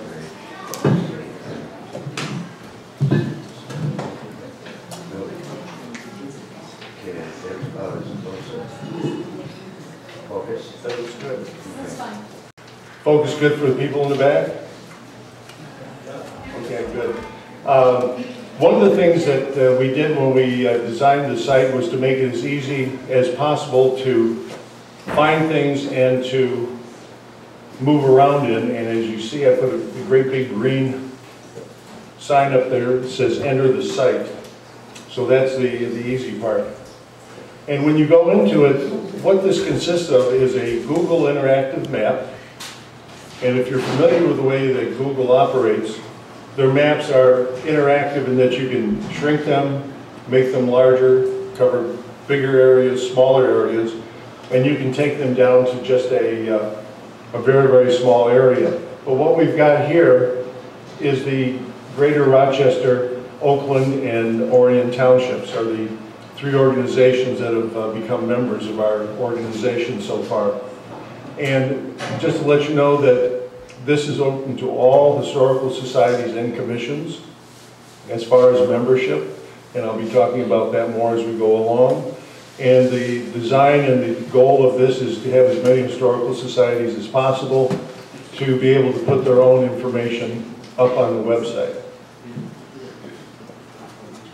So as you go through and you work with the Google Maps, you can move in to a particular area, and this focuses in downtown Rochester. And as you see, it can take it down to one street. And when you put your cursor up over a particular pinpoint on the map, that brings up a little word cloud that tells you what the building is. If there's a picture available, it gives you a quick picture of it. You would then go in and click on the details right there. That takes you to the main information page. On the information page is also a slideshow or an individual picture up here that is accessed by clicking on that. What I'm going to do is drop down and show you how the page is set up. If any of you have ever done any paperwork for historical designation for either the state or the national, this is set up with the same questions and the type of answers that you would need for that. So anybody that does research, you would have that information available to you if you wanted to then take and go for a historical designation.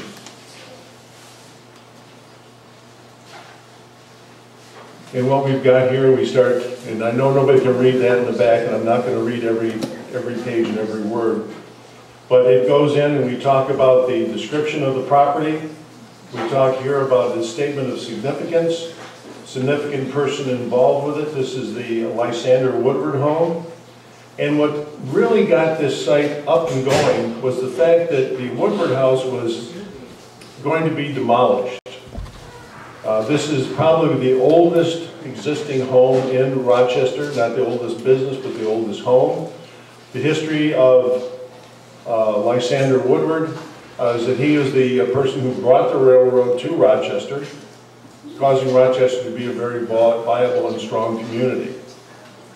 So, and there's a lot of connections with him with railroads and things like that. So it was a very significant property. It was a beautiful property. It was a property that had been reused. The property had apartments built into the building and attached to the back.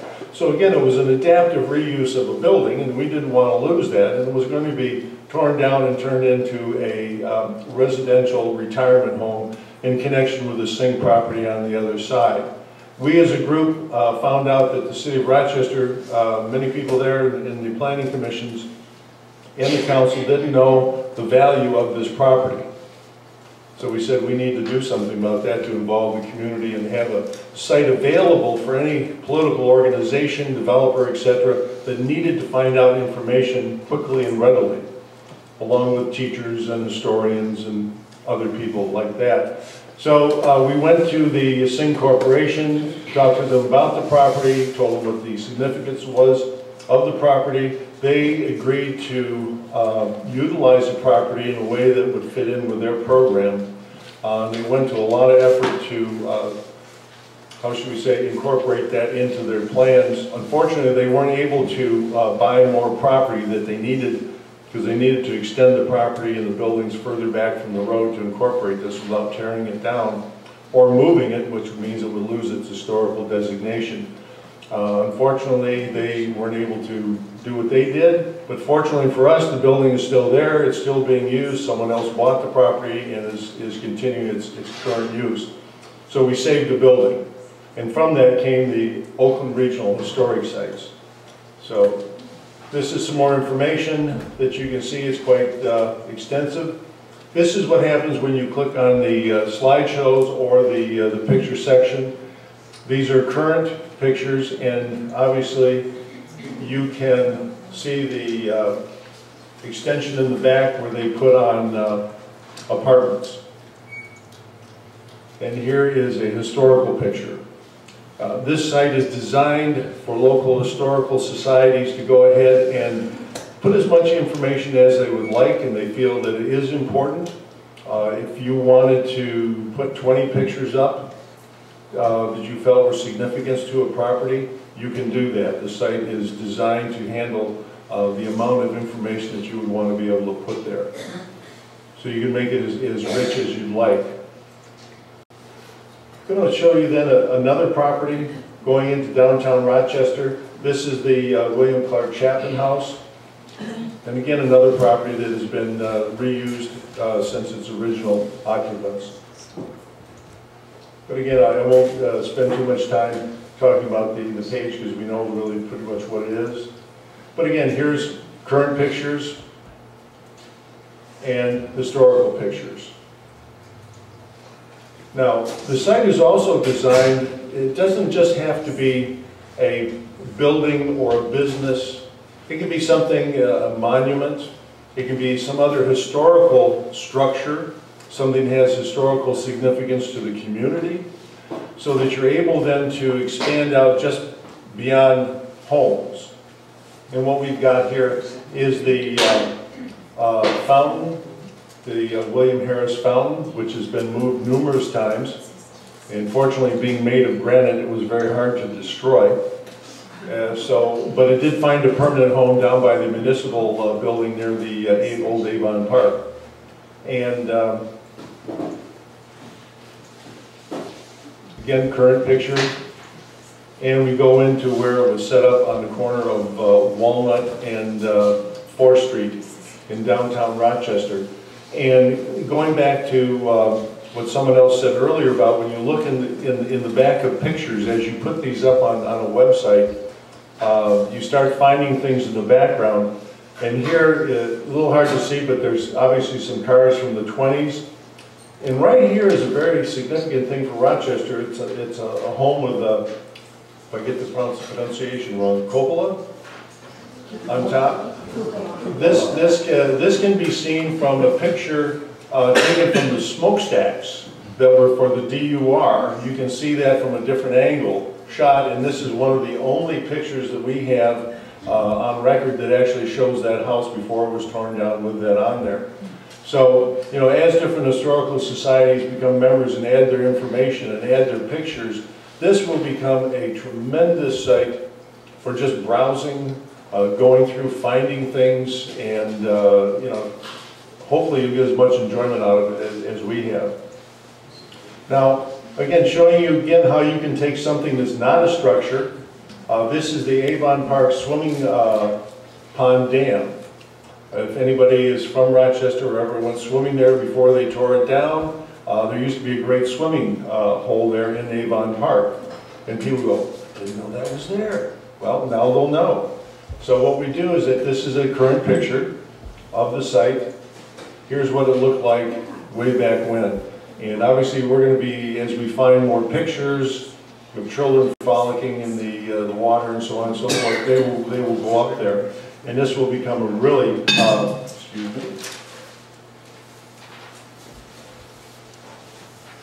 interesting site. We're going to be able to, you know, go all over Rochester and you know, put these things that aren't there anymore. And this is what I encourage other historical societies to do the same thing. So again, you don't just have to have a building or a business. Now, one of the aspects that we're going to be talking about also are the QR codes, which is short for quick response codes. And those are those little boxes with the black squiggly lines that you see in all kinds of ads all over the place. You go, wonder what those are. If you have a smartphone and you have the QR app, which is a free download, you can go to any place where that is, and that pulls up a web page. And that web page then will take you to whatever information that business or organization is trying to inform you about. We're in the process, we just had a ribbon cutting last Thursday, I think it was, or a week before, ribbon cutting where we established our first QR code in a business in downtown Rochester. We soon will be able to have those all over the businesses and buildings on Main Street. What I'm showing you here is that in the park, we're going to be able to put the QR codes up on stands and obviously weatherproof these QR codes with information. People will be able to go through an area and say, gee, I wonder what this is. And they click on that with their phone, and that'll bring up the information, the pictures, etc., etc. So people will be able to conduct their own walking tour of history in your own communities. So it is taking something that's used for advertising mostly and taking and adapting it to our history and our heritage. That's going to, I think, expand the knowledge and the awareness of our own communities. And our hope is, and we found already, that this is bringing a lot of younger people into our organization. The lifeblood of any of our organizations are new members and younger members. And by utilizing this technology, we're getting a lot of really great response from it. And we're hoping by taking it into the schools and into the colleges and things like that, where people will then know more about their communities, that they will get involved in our organizations. So I'm going to blast through a couple more here. This is our Civil War Billy Yank statue in the cemetery.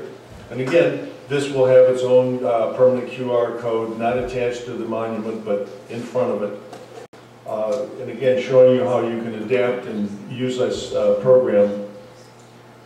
Now, here's what happens when we as historical societies are unable to educate and protect our community's heritage. This is the Eddy property on Rochester Road, and if you've driven up Rochester Road over the years, on the east side, just north of Bourdines, was a beautiful white home that was there for years and years, and place dear to my heart. My family members were friends and compatriots, so to speak, with the Eddys. And it's just a shame what happened. This was demolition by neglect. Even though this property was in the historical designation and the historical district of Rochester Hills, for whatever reason, they didn't enforce the rules and regulations that keeps a property owner to maintain his property. So they were able to go in and pull this property off of the historical district, and it was demolished. We're very lucky that we had one of our members happen to be driving by, jumped out of his car, took pictures of the process. So, as you can see, a beautiful property that it could have been reused, a property that could have had things taken out of it, resold, become part of the community, moved to other homes. You know, whatever you do when you try and preserve, you know, even if it's down to the matchsticks or the bricks, which we're doing in Rochester, by the way, literally bricks from the Main Street. But here's what the house was. It was a beautiful property, and before they started tearing it down, it didn't look that much worse than that. It was worse for wear because they never repaired the roof and things like that. But without our diligence and awareness and our ability to work with different governmental groups, because we don't want to stand in the way of progress. We just want to preserve what we've got and hopefully reuse it and keep it there for future generations. But unfortunately, we weren't able to do it with this property. But as you can see, we can document this. We can put this on a website for people to see. And so it's not just for the beautiful stuff. It's for things that can bring awareness of what's happening in a community and how that heritage is really important to all of us. Now, as I've gone through here, I'm putting up our website here, and it's a little hard for you to see, but on each of the information slides, there's a live link to whatever organization or historical society put that information on that page. Those live links will take somebody who's looking for more information or wants to find out more about that property or that organization. They can click on that link. It will take you directly to that historical society's website, and hopefully they'll go to the next page, would be their membership page. Or at least send you an email, gee, I want to find out some more information about that, and you're able to then contact those people. So, again, every page has a live link for whatever organization goes in there and puts that information on. About the information, as you enter that information, it becomes your private information for your historical society. I can't go in from my organization and access your information and change it and look at it and say, well, I don't think that's right. I'm going to change that information. You can send them a note or whatever, but nobody else can change it. That information is directly connected to your historical society or historic commission. And you've got the control of it, and you're the only ones that can change or adapt that information. So it's one of the things that we built into that.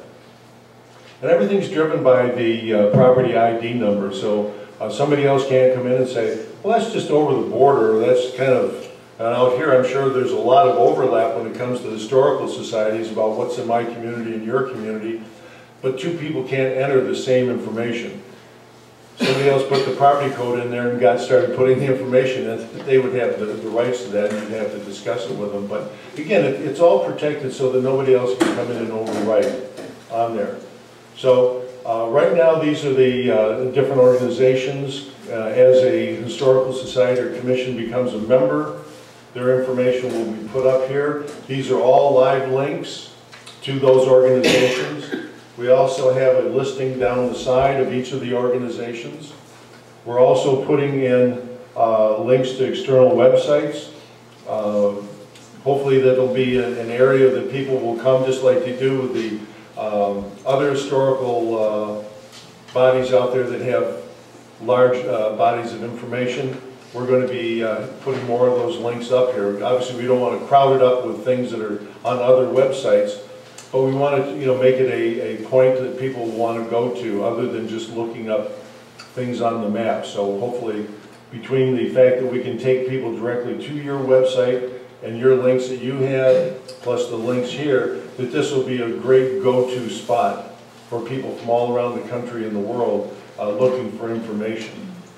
So as you can see up here, there's Macomb County. We've got a section up here for maps for each of the counties that we get information from, the people that are showing interest in becoming members. And there's a lot of blank space over here. I don't know if there's any organizations that might like to see a bunch of blue pins up there that take directly to your website with your information on it. But I'd certainly love to sit down and talk to as many people as possible about what we do, how we do it, what the benefits are for you. I know that the amount of interaction that we're getting from different organizations because of the QR codes and the website is phenomenal. Yes. Just phenomenal. We've got the city government of Rochester has just jumped on board, and I'm sure that maybe there's somebody that doesn't want their local government involved in their historical society, but with their help and support, you can do a lot more when it comes to preservation and spreading the word about your organization out there. And I'm finding that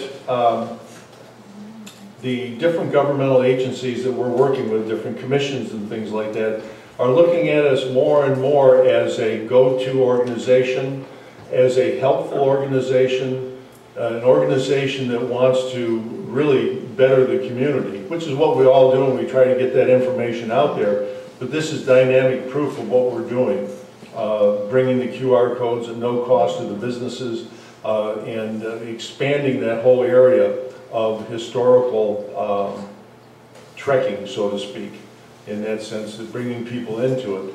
And what with the bike line, the old railroads that we've got here, there's so many wonderful properties and different buildings and things in history that we can put on here. And hopefully, as we get to the end, I'm going to talk right now about how you can search. We've got the search, as you saw, the blue dots and the maps and things like that, but you go, gee, what happens if I want to find out something on University Drive or 5th Street, or on Beatty Street, or if I want to find out something on Main Street in Armada. Right now, if there was 10 different organizations, you typed in Main Street, you'd get a big list of properties. So, as you can see, it's set up by property ID number, if you know what that is. You've got a street number, you've got a street name, you've got a city, a county, a current historic name. If you know it's the Lysander Woodward House, you could type something like that in there. And we have added architectural class. So if you want to find all of the late Victorian houses, or if you're looking for bungalow-style houses in Armada or Richmond or wherever, you can go in and do that. So I'm going to show you. This one was set up for a search on Avon Road in Rochester. Obviously, there's more than just the ones that I was able to show here. But if you're on the website, you can scroll through all of these. But again, there is the property ID number. That's the live link that takes you directly to that information page.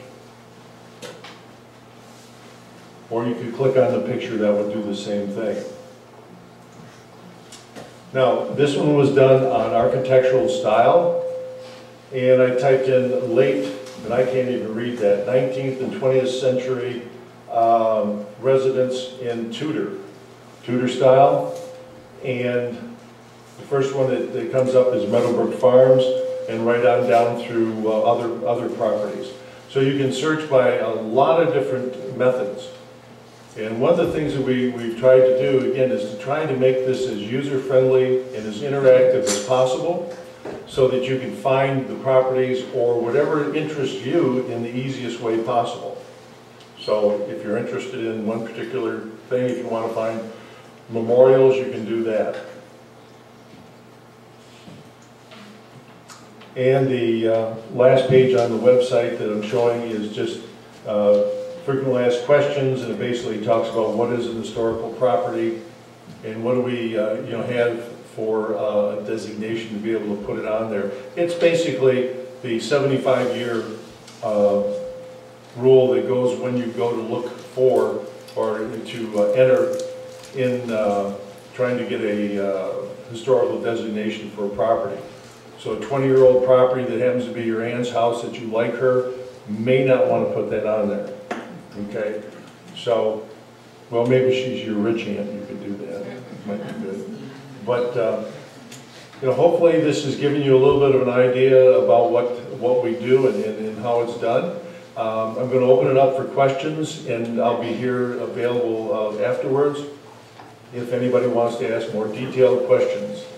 So, anybody with a question? Yes? Is it difficult to get property owners permission to do this? Everything that's on here is public domain. Okay. Is there much vandalism, whatever the thing is that holds the information? The QR code? Yes. Right now, they're all going to be inside buildings. Okay, so somebody would have to break a window, you know, to get at it. The ones that are going to be, you know, put up outside, obviously, that's something that we're working on getting that to be able to have it so that it won't be easily vandalized. And what would be the cost for these? The QR codes that we're doing now to put them into a business, there's no cost. Okay? Yes, ma'am.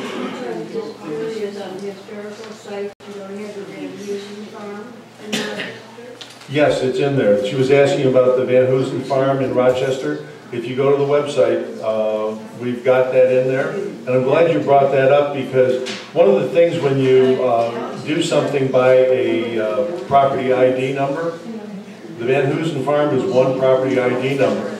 There's numerous buildings on that site. How do I put those in there? We've set that up a way so that you can put numerous buildings on a historical property to be able to give each one of those properties or that building the information about it, so it's not just one great big long list of things. Oh yeah, well, just going back, my Price family members are the ones that had the Winkler Mill for years and years. Actually, we sold it to Winkler. So I like to refer to it as the Price Winkler Mill out there. But, you know, that's the type of thing that we can do. Not all properties are on there. I mean, this is very extensive. It requires a lot of research to get the information. Dime store in Rochester. The DNC, yep. It's considered historical. The property is. The property would go back before the DNC was built, would be the historical part of it. And then there would be information about the current building and the DNC and things like that. So that's the way you can do that. You go back to the historical structure, show what it turned into. If it's not there, if it's been replaced by something else, you can show what the current building is there on that. Yes, ma'am. If we chose to be on there or have some property on there in the Macomb side, is there any charge for it? Yes. Question is there a charge for being a member? The charge right now is $150 a year, which gives you complete access to any and all of the website in all of its magnitude. Who owns it? The Rochester Area Historical Society. Yeah, we own the website, and we are the main sponsors behind it. You know, we pay the bills, we maintain the webmaster and everything like that. Question in the back? Yes. If I could go home and I could access this site. Yes, ma'am. It's public. Can you tell me again what the website address is? Yes, it's the all one word, Oakland Regional Historic Sites. And I did bring some of my .org. Yep, and I did bring some of my business cards, which has got all of our websites, and Debbie Larson's blog spot is on there also, which gives you a lot of history. And you can then contact me directly. My phone number's on there. And my current address is Clinton Township, by the way, so I'm one of the few people that has a passport to go back and forth between Oakland County and Macomb County. So, and being that we straddled, both counties way back when, going back to 1821. So, I've got deep roots in this community, and I truly want to see the different organizations share more information, and in the process have all of us become, richer and stronger in content and information, and hopefully to be able to save more and more of the great heritage that we've got. Any more questions? Okay, I guess that's it. Thank you very much.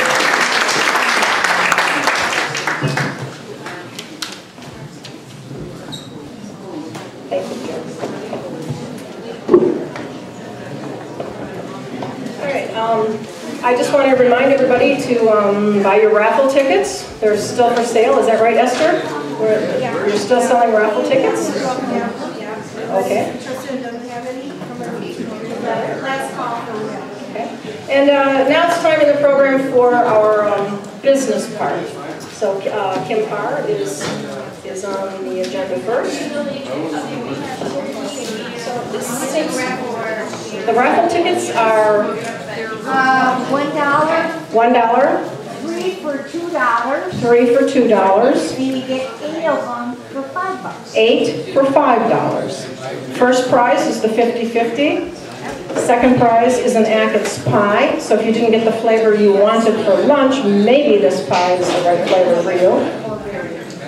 Oh, it's a portberry. Okay, that was the most popular. And third prize and fourth prize are the homemade decorated cookies.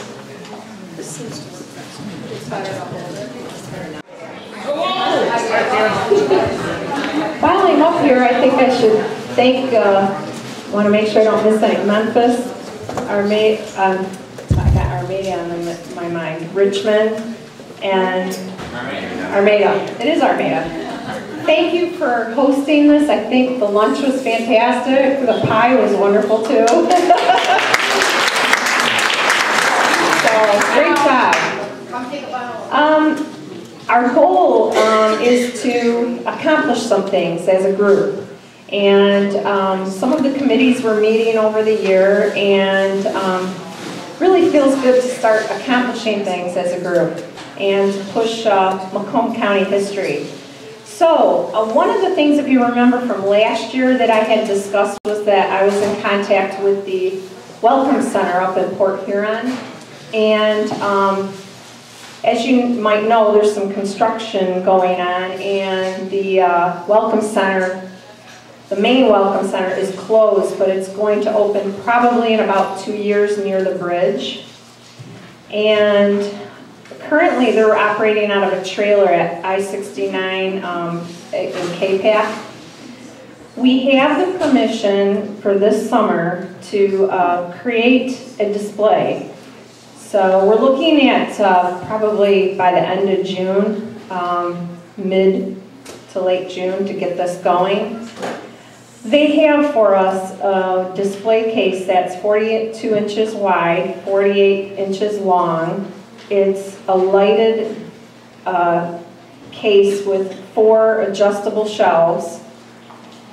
And from what I can understand is we're allowed to put like pictures up on the back behind the shelves. We can put things on the shelves. We don't have to use the shelves.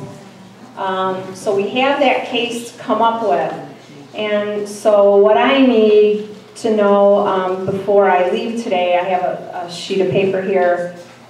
Any of the Macomb County groups that want to be displayed in that, we're going to have to meet and be very creative so that we can show all of our sites and pull that together. And then hopefully, you know, this is just the beginning. The new Welcome Center, from what I understand, is going to have more like a room that's glassed in. We could actually pull pieces out of our collection, like furniture or what have you, and display it in the new Welcome Center. So right now we're just getting our foot into the door at the Welcome Center, letting them get to know us, and I'm sure after we just pull one display together, we'll get more creative and have more opportunity with the larger space once that's completed in a couple years. So I am sitting at this table. At the end of the day here, come and see me. Pick a person from your group if you're interested. Pick one person. And come on over here, fill out your information, give me your information and email, and we'll just through email figure out a date that we can get together and discuss. And in the meantime, think about what you have. I'm thinking picture-wise is probably what we're going to do, since it's not that large of a space.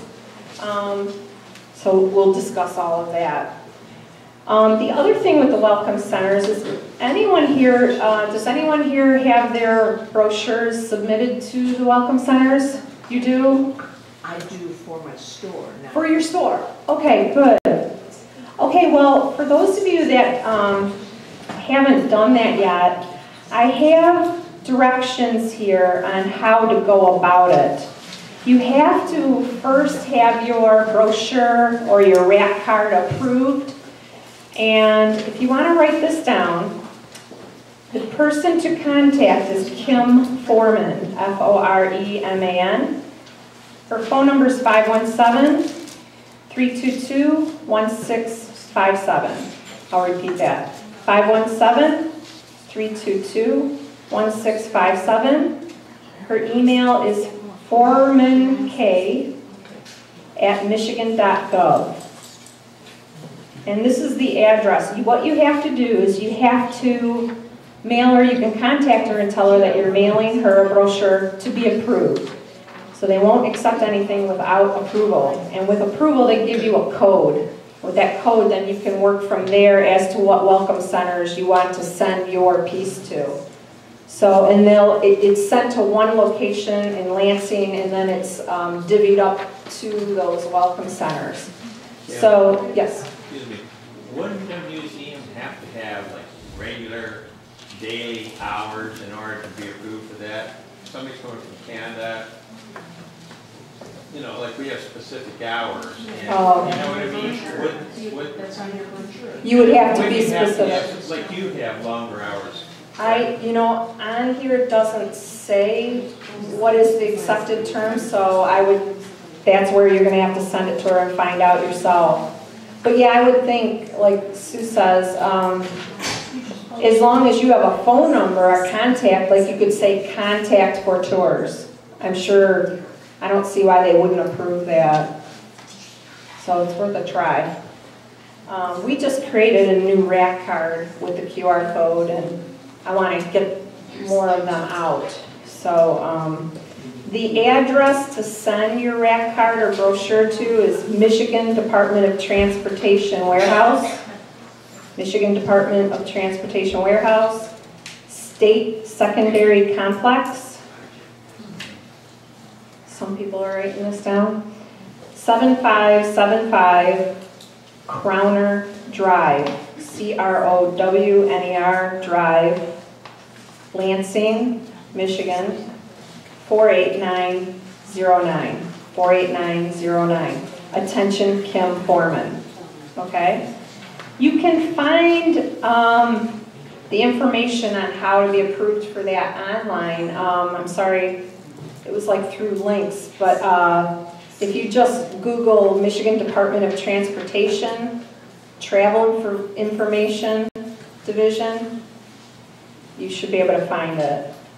But basically, I gave you pretty much what you need for that. Okay, stand first. Could you just spell Foreman's last name? Is that with or without an E? It is with an E. F-O-R-E-M-A-N. Kim Foreman. Okay? With an E. Okay.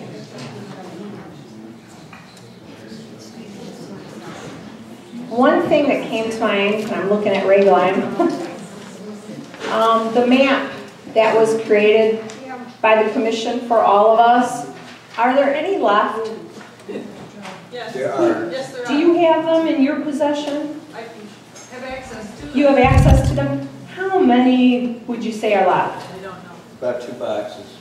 Is that like a couple thousand maybe? No. No. A couple hundred. A couple hundred. Who has the actual document that we can work with still? The original? Yes. Cindy Donahue, I think. Cindy. Okay. No, I think economic development. Economic development, okay. Okay, my question is, you know, this is a great piece to send out to the welcome centers. But obviously that's not a lot left over, and I know we could use some more at our site. Anybody else need more at their site of those maps? They're really, do you remember the map I'm talking about? the Macomb County Historical Commission had helped create that map for us. It's all of the historical sites and groups within the county. And I know people were just picking them up from our site, and I believe they're gone, right? I think they're all gone that we had. I believe that map had some information about the commission. Am I right, Ray? Right, Alan? A little bit, but it mostly was economic development. Okay.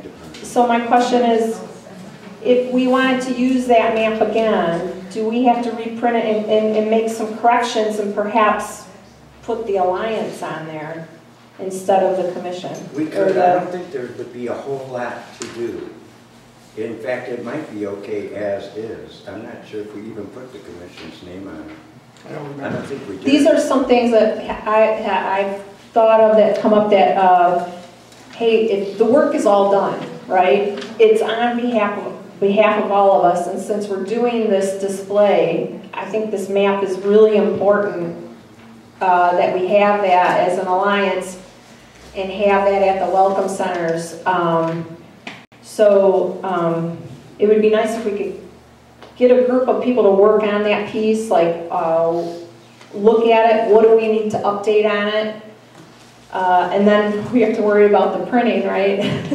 So these are just some other things that I believe we need to get together and work on for that piece.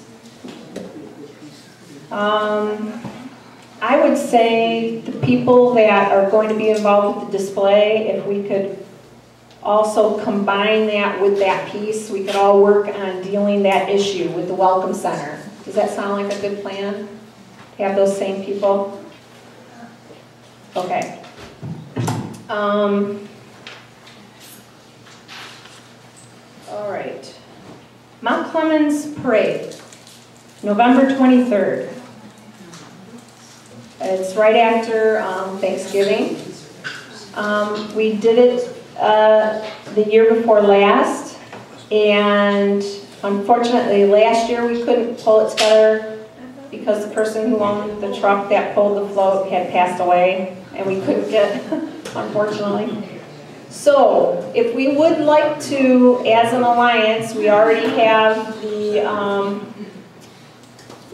float and the signs, the banner. They actually made wood signs hanging off of it. It'd be nice to use it again. We had some people dressed in period clothing, and just to let everybody know, there's actually quite a few thousand people that go to this parade. So it's a great way to say, hey, go visit your history sites in Macomb County. And what we did in the parade is we followed the Voyagers, and they have a great boat with their big canoe. The Voyagers over here. Right. Yeah, so I told the parade commission, I said, we need to be with the Voyagers. Let this be a nice big section of history right here to show off. So it would be nice to do that again. Yeah, What's that? very cold. It was very cold. Yeah, You have to wear layers, layers and layers, yes. Why don't you put it in the Peach Festival parade where there's someone had... There's like 200,000 people there?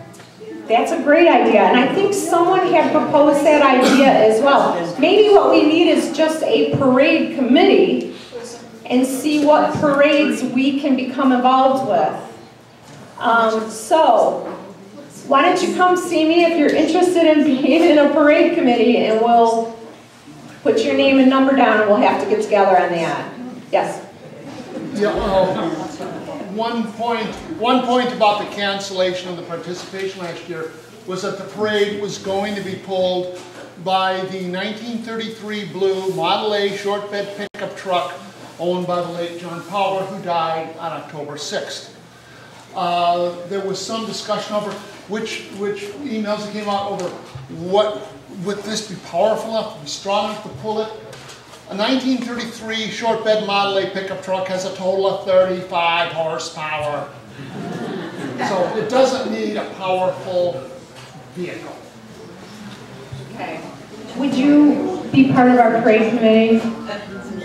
No, it depends on if I'm working. And then we need someone from Romeo with that, and that would be great too. How many other towns where historical sites are have parades? Richmond. Good old days. The good old days. Armada, holidays. Armada. Holidays. And Dory. The Fraser has one. So everyone who's in a town that has parades, please join us in having a parade committee. Sign up your name with me after.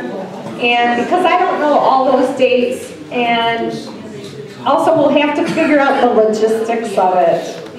You know, so that's going to take a committee to figure that all out. Okay. I'm going to throw this idea out there. How many groups here, how many of you feel your board needs some help?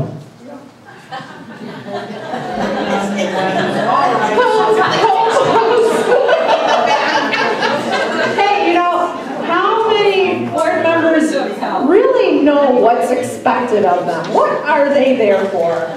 Huh? Okay. Well, I get a lot of information from different places that teach different topics. And I thought, you know, I would love for my board to have some training. And I know I'm not the only one in Macomb County that feels their board needs some help, right?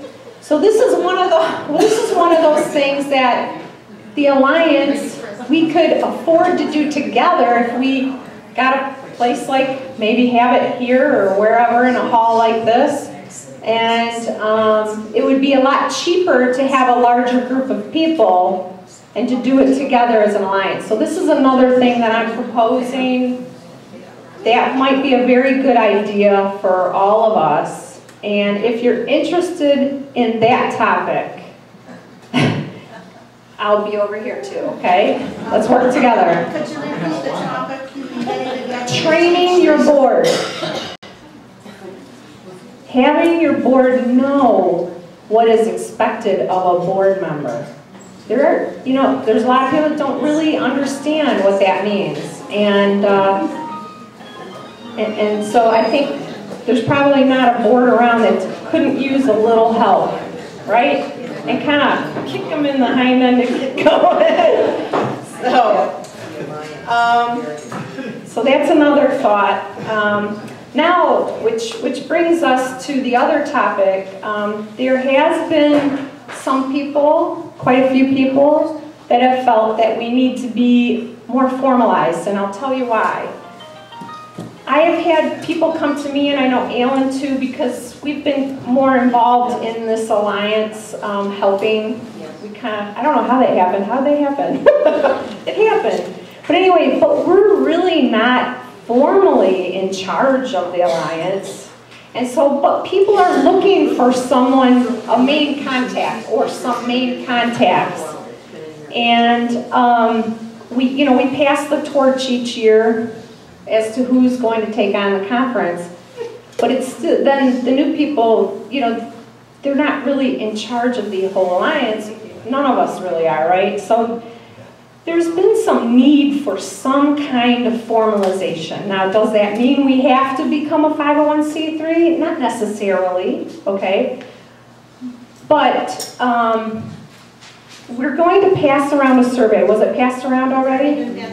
Okay, you have a survey, and it's just to question that. Should we become more formal? If you think so, would you like to be involved? So we're just putting that out there. The Macomb County Board of Commissioners a few years back formed a historical commission. And the purpose of that commission was to bring together groups such as yours, not to do what you already do so well, but to be an organization that would bring together the information, help be a support mechanism for many of the projects that you have. Ray Gleim, sitting here, was one of our former chairs of the Historical Commission, and he really brought the commission to a new level when he helped formalize some of the activity that goes on and coordinated a lot of it.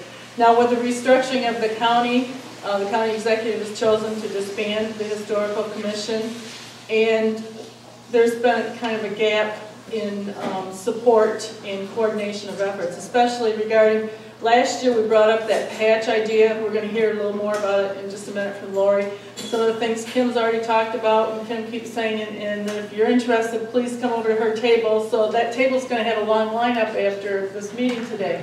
If we had a more formalized structure, such as a 501c3 or something like that, it could perhaps serve as a coordinating point for that. It could be the organization to which, for today, we would, perhaps the money collected for the event could come to one instead of having it always be in somebody from another. Each club takes a turn each year, and sometimes I think as fiduciaries of our individual organizations, we have to be very careful about how we use that money and how it, what happens to that money. For example, Chesterfield took the money in for the patches last year, and it's just been sitting in our account. We've been accounting for it, and it's very open and transparent to everyone, but it's not quite the right way to go about keeping track of those types of things.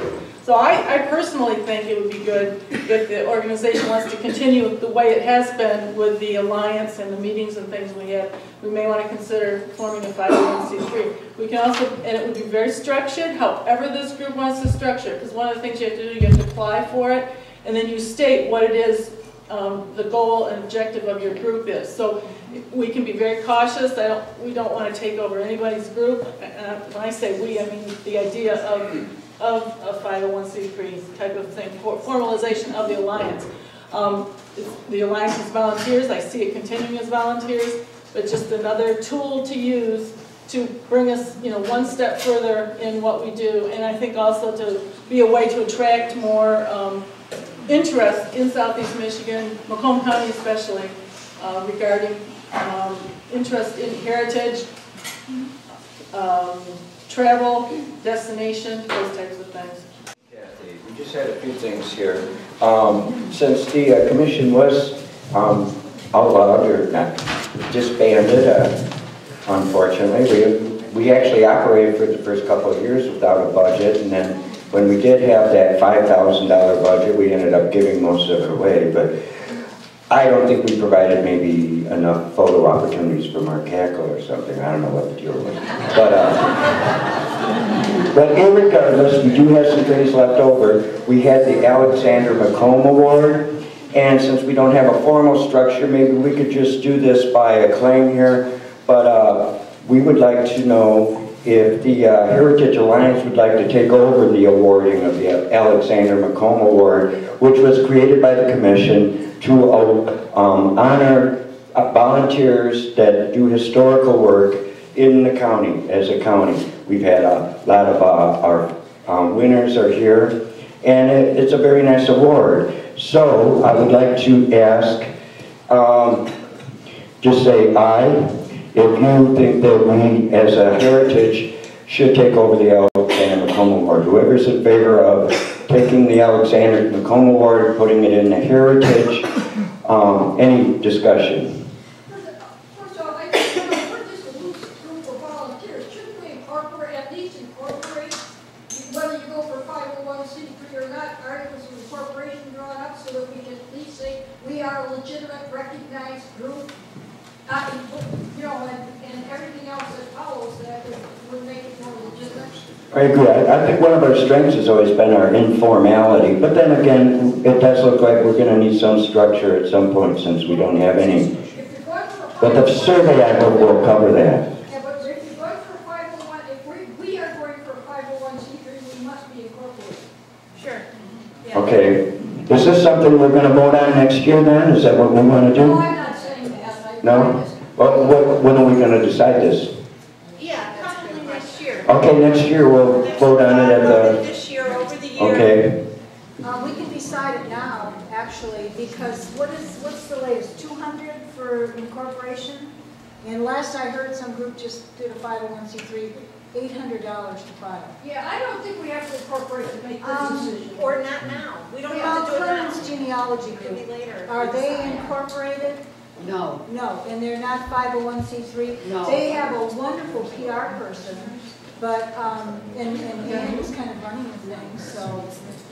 I really think we hadn't brought it up before. I think we should take a year and discuss it and table it and come back next year and have it all decided. It's still formalized now. Without formalized with a board, a volunteer board, you know, and even if we, you know, file for the state corporation, for the nonprofit corporation thing. Well, we'll have to raise it. I don't think we even have to think that way right now. We Right, just not need right now, just a formalize it go-to. more with We need volunteers. people to know who they're to go to for That's certain right. things. You know, and that's all this survey is for ideas. You know, if you have other ideas other than the state nonprofit corporation or the 501c3, put them down. You know, vote. All right, let's take a quick idea. All in favor of deciding right now if we're going to be nonprofit or not, say aye. Aye. Oppose? Okay. So, we do want to do that then? Okay, all in favor of being a nonprofit, of going ahead and doing that? Anybody opposed to being a nonprofit? Okay. Let me finish the Alexander Macomb Award. All in favor of having the Heritage Alliance operate the, decide on the Alexander Macomb Award, say aye. Aye. Anybody opposed? Okay. All right, I think that pretty much covers what I was going to do. Mrs. Lori is going to talk about the PADS program. Is there anyone else in the room that would like to come to the mic and speak to anything? Anything special coming up that you would like to talk? You'll notice that we did eliminate everyone coming to the mic and reiterating what is on the flyers. Many people, after meetings in the last couple of years, we've noticed that kind of got a little bit long. So this is your opportunity if you have anything that's extra special you'd like to talk about, by all means. Okay, so there's one. And you just come on up and say what you want to say. Open mic. This is open mic at MCHA. Hi, I'm Rich Gagne from the New Baltimore Historical Society. Since we have time to kill, I got a couple hours worth of materials here. Not much time. I've been cut off already. My wife is good for that, cutting me off. Anyway, I'd just like to announce that this year marks the 25th anniversary of the opening of our museum. We actually opened on Flag Day 1987. We're going to be celebrating and commemorating our 25th anniversary during our history fair, which is September 22nd, 23rd. And once again, we'll be commemorating the 150th anniversary of the American Civil War with Civil War reenactments in the downtown waterfront park and a huge variety of other activities. I might mention too that all historical societies and historical groups are welcome to set up at our craft show that we have, and for nonprofit groups, we don't charge anything for. You can set up displays on your historical society, and if you have anything that you're selling, books, pens, or anything, you're more than welcome to sell that. And you probably picked up one of our flyers at the information table, so this contact number is there if you want to get involved with us. You can let us know. And I also have an announcement to make that the Baltimore Interfaith Choir will be having a spring concert. The choir has been in existence over 30 years, 40 years. And you received a free sample of our choir when Betty Crothers, our treasurer, came up and led us in the Star Spangled Banner. If you like, she could probably give you some more samples. But that will take place on May 20th at the Anchor Bay High School auditorium. 3 p.m. May 20th is a Sunday. That's the spring concert. And I think that's all I have right now. Thanks.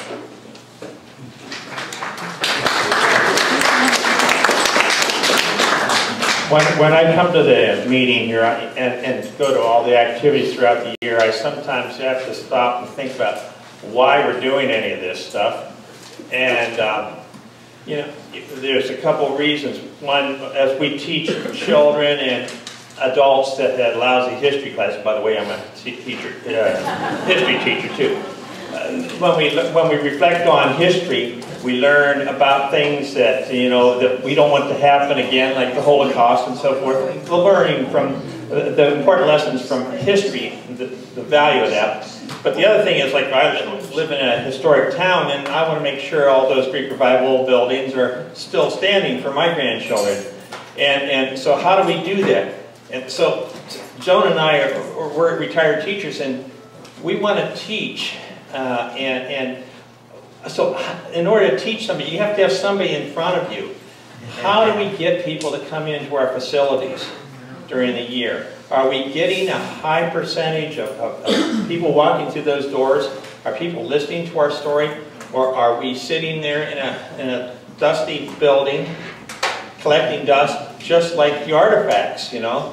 So Joan and I have been talking for 2 years. We have an idea in our mind, and all I'd like to do is see hands. Is there anybody in here that would like to see more foot traffic in their facility during the year? People coming in to see what you have to see. Is there anybody that's interested in that? Because I think there's some things that we can do to improve the visitations to our museums and what we're working. Is there anybody in here that would be interested in that? Just raise your hand if you think your museum could improve maybe on getting some people in there. Well, okay. I've collected a bunch of your papers here, and maybe Joan and I will eventually get around to doing it, because we'd like to start a round table of people, just an informal group, and just get together and swap some ideas on how we can pull this off. How do we get those hundreds of kids and senior citizens to travel across the state and visit our museums and so forth? Because there are some success stories out there, and you know, to me, that's the most important thing that we can be doing, is getting our message out there. So, thank you.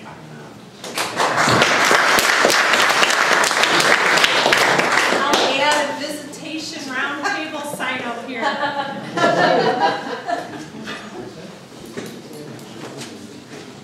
Hi, I'm Terry Goyke. I'm with the Ray Township Historical Society. And I just want to invite everybody. We are doing our Blue Cemetery rededication, and it's May 19th, the same day as the Victorian Festival, at 10 a.m. It'll just be a short ceremony. We're fortunate to have the Richmond VFW who's going to honor guard to come and do a fire salute, or a 21-gun salute. And we'll just be doing a prayer service and thanking everybody who helped with the restoration of the Lee Cemetery. It now has a sign up identifying the Lee Cemetery. That was done last year.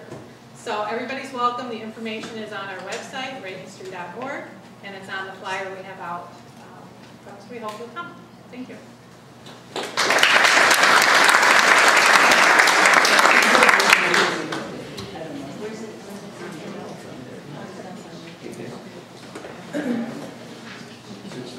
Can you hear me? For some reason, I lost the sound on the mic. I'm sorry. So I'll just I speak up. Is it working now? A little bit? Oh.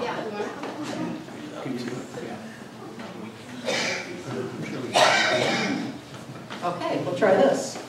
Okay? All right, we're there. Okay, we have the drawing, and after the drawing.